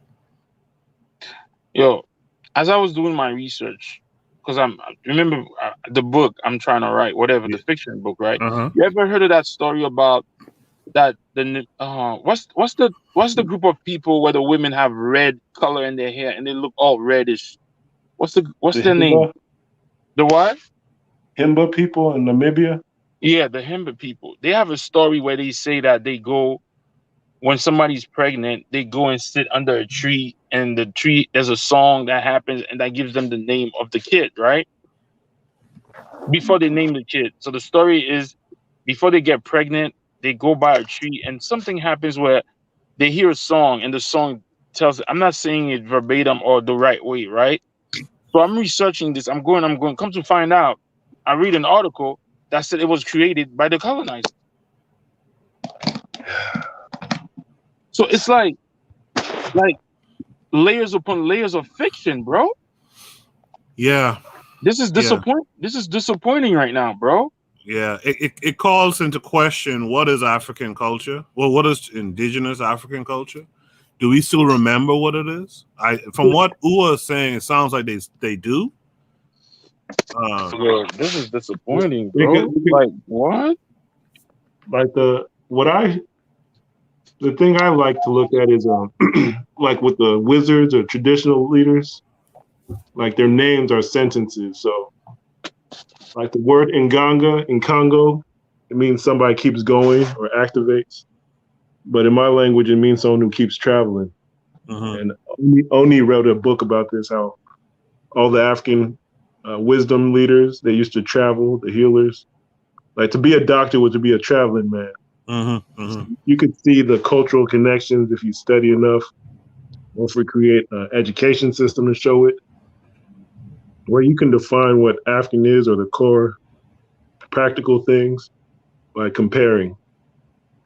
There's linguistics. It's a deep study that needs to keep going on, but that's what it is. The thing is traveling and sharing what works. You know, of course, some things are more secret than others, but right. We call it down here in Jacksonville a Bantu, like people who follow the original teachings, or like it's deep. It's like Taoism, where they follow the original way. People who follow Entu. Even the word African, that was a tribe in North Africa. What we call it was one tribe that got conquered, and they started calling everyone African. Right. So, but a Bantu, that's the original. That's one of the original names for a society or a people or a black people. So I say Pan-Africanism is Poro, a Bantu Africanism, PAN. And Poro is the traditional lodge or leopard society, the traditional police and college. We used to have business schools that produced the first millionaires called Poro in America. So yeah, the lady who did the hair care products, didn't she have a Poro Business Institute or something like that? Yep, it was an embassy. She worked with Garvey. It was a skills college. Poro, that's the pharaonic society of the Mende people in Sierra Leone, where Garvey's from. So everything's connected. The Pura, the Poro, the Pharaoh, the Keper. It's all, we have it over here too. We had it.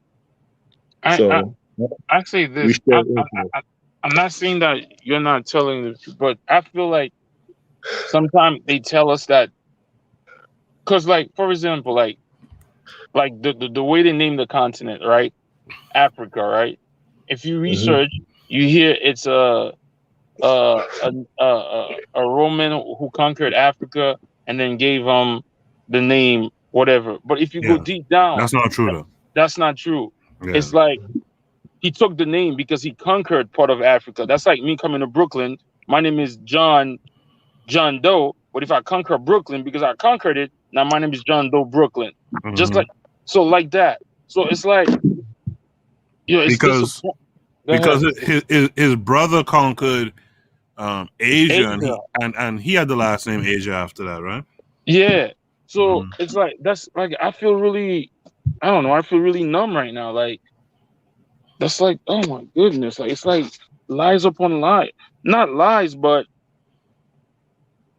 it's like the what? But that's what they're supposed to do, Gunner. I get it, but it's just this. What, bro? Every African brother that I meet from the college or wherever, they like, oh, are you Yoruba? Yeah, nah, I'm Igbo. They don't even know if that's the truth. Do you know how effed up we are? Do you ask them, are they Christian? Or you already knew they're effed up. That's where they got it from, the Bible translations. You got to read the Igbo book, or you got to read the Yoruba book.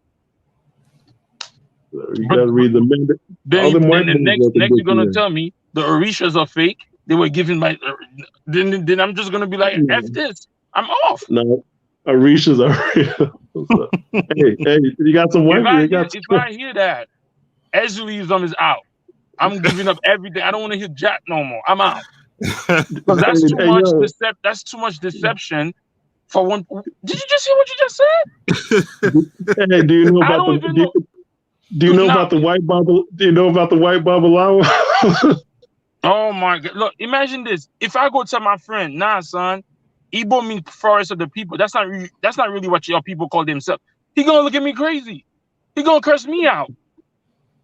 Do you ask him why is he Christian? We can start there. Nah, he's not gonna find me on that. He's not gonna find me on that. But he gonna find me on the Igbo part, because the Igbo part sounds more ethnic, and like you said Igbo are people who basically live in the in the forest or whatever, which is so like Igbo is like synonymous with Maroons or something, like people like Igbo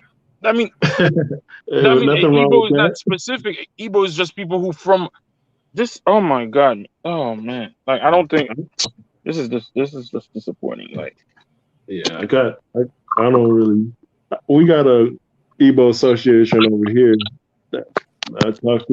We have leadership groups with WhatsApp, and they don't have no problem with it. But that's like finding out, like that's like to me finding out like IET was not the real. Like I've been lied to.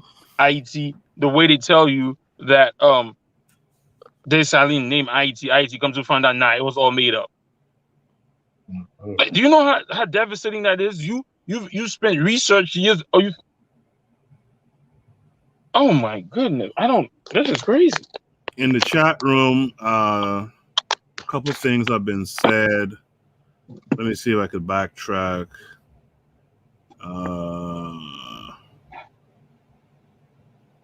Bibi Rodriguez says, my family in Colombia knew we were Yoruba, not Nigeria, but Yoruba. Shabaga E says, and recreate the Kemetic culture over there, because you promised me that all you guys resemble me, 126 of Ramsey's children. So please create different tribes and different clans. This are the Kemetic please bloodline from Western Africa. The Kemetic priest said a tribal person that is a Christian or Islam is no longer a tribal person. Shabaga, we're not disagreeing about that, I think I've explained that enough, so I'm not gonna go back over that. BB says, I don't trust nobody who never atoned properly. Shabaga E says, I'm not here to debate either. Please understand there's a lot of wisdom in the country that is not shared with the diaspora. BB says, let me say this. Although you West African didn't keep records, the white man did, and they know who they bought slaves from. Slave traders, Igbo Delta region people, Yoruba, Ashanti, Mandika, Fula, Temni. Shabagi goes after Bibi Rodriguez now and says, you don't know what you're talking about. To learn this history, you would have to be initiated. You cannot learn African history to the European or Egyptology, whatever that means. Yeah, I get the frustration. I mean, when I learned about, again, take down that name that I told you just now, that Lugard, Frederick Lugard. Frederick Lugard. He's the guy who went down there and created the Ezi system, which is an Igbo word which means king. So this Brit went and created the king system. Damn, God, you killing me, though. No, Yo. a king is like a president. So where we used to have a spiritual system to select a president, he said this is the administrator, and we're gonna call him Eze. So there's a saying that we don't have kings, and it's like a rejection of that system. But that word existed before as a spiritual term. Oh, I see. I understand now. Okay. So you guys actually rejected that system. Like where he said, yeah, where we rejected it on a couple levels, but this when you say this is going to be the administrator. Well, let me put it like this: we didn't have a central king. It was like a councils, like different councils based on age, gender. So it was hard to kill one person because it was a council selection system and a spokesperson system. So he said that's too hard. We got the guns. Here's your Eze. It's like the when people talk about Egypt, that Egyptology that was created by a colonizer. The some of the translations, like it was created by the colonizer. Some of the translations of what's on the walls in Kemet. Yeah, some of the the way there's a term. Oh yeah. They mistranslate stuff. Yeah. That whole Rosetta Stone thing was translated wrong. Whoever Champellion, or whoever he is. KWAZ, Goku, this is crazy, bro. I'm just a messenger. You just destroyed me for the night, bro. I'm about to go to the gym. I'm gonna see y'all, and if the matron comes back, this is what? I don't think the matron will be on tonight. I think she's back on Monday. Oh, okay. That's just like if what, bro? Yo, I saw something in Haiti though. Like someone, I think the sky god was named Ogwe in an old clip. Are you familiar with that, Ogwe or something? Nah, I don't even think. No, the Haitian pantheon doesn't have a sky god unless it's Dambala and Aiwedo. Agwe is the water god. Wow. Yeah, I saw something on Bijan Noir's channel where it said Ogwe, sky, something like that. I'm like, wow. Nah, so we got Agwe is the water god. Like it's the god of the ocean of all the waters. Agwe. Wow. So maybe that's where the word agua comes from in Spanish. Or maybe it's right. Maybe I don't know. But Agwe is and the voodoo. I don't think they have like a sky god. I've never heard of that. That's crazy. Yeah, it was on Bijan Noir's channel. I never seen that clip before. No. Dijon was a Haitian person speaking about it? Now it's some cracker. No, that was so I don't know. No, that's weird. Agwe is the god of the ocean, and it's Simbi. Simbi is like the like a mermaid or something. But I've never heard of the we don't have a sky god. At least we don't refer to him as a sky god. Simbi is Congo language. What Simbi means? Simbi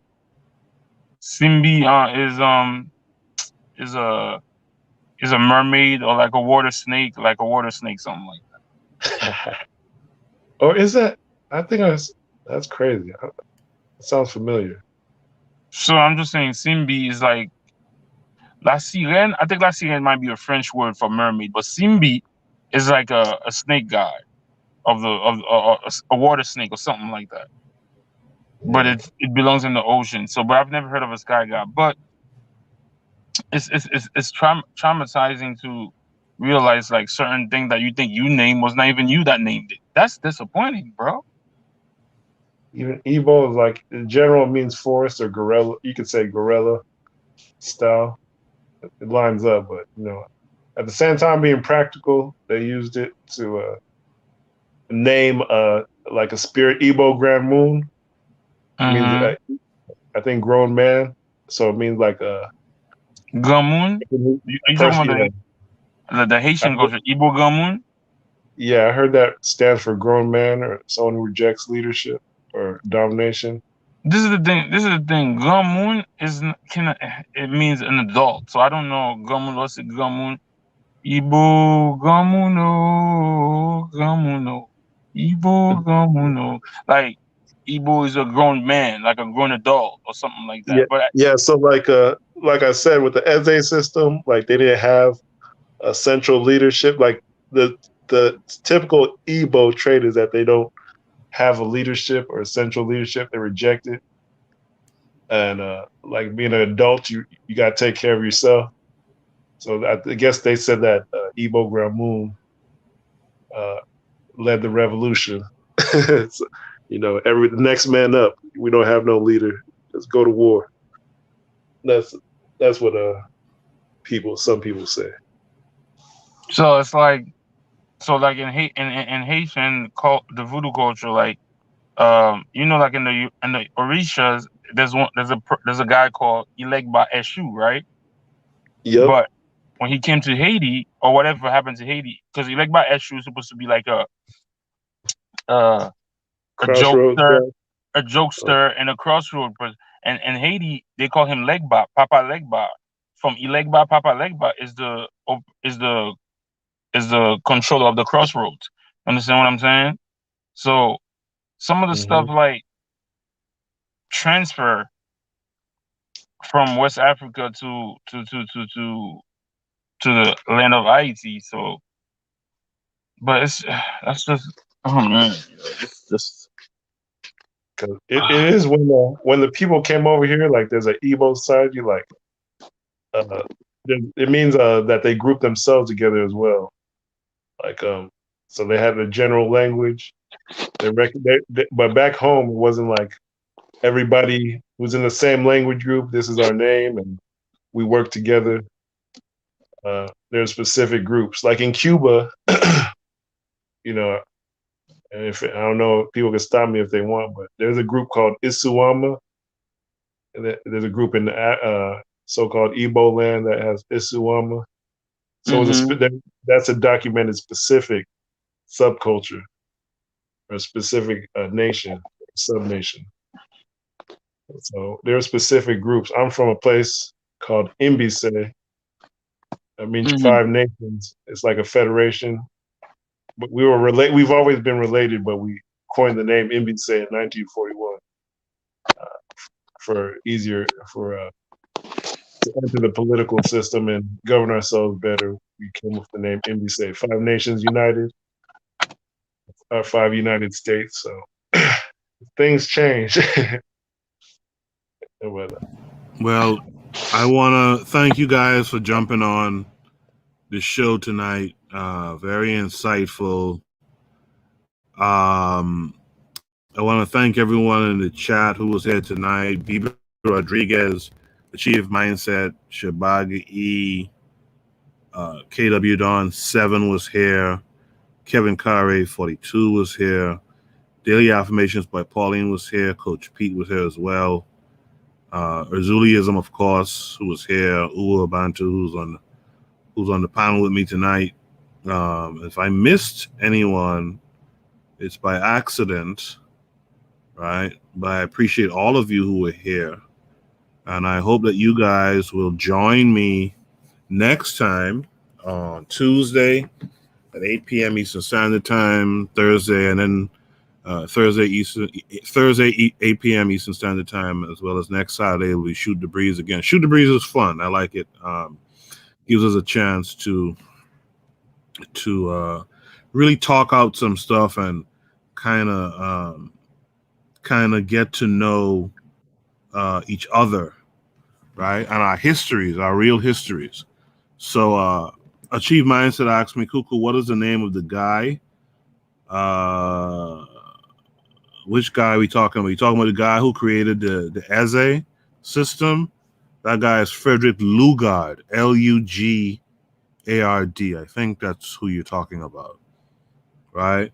BB, thanks for being here. Chief, thank you as well. If you guys want to connect with Ubuntu, he's on the Discord, like I said. Click the link in the description or pinned at the top of the chat. Join the Discord and just go to a channel, the general channel, and just at Big Osiris, and you could have a discussion. But please, no debating.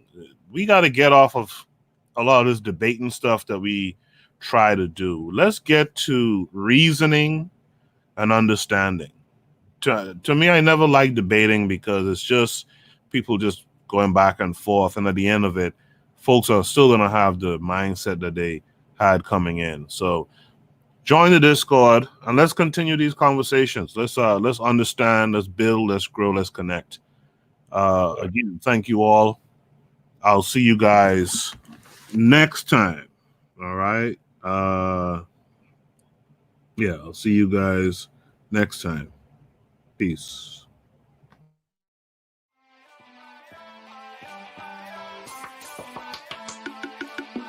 Thanks for listening to the Bitter Medicine Podcast with your host, Koku.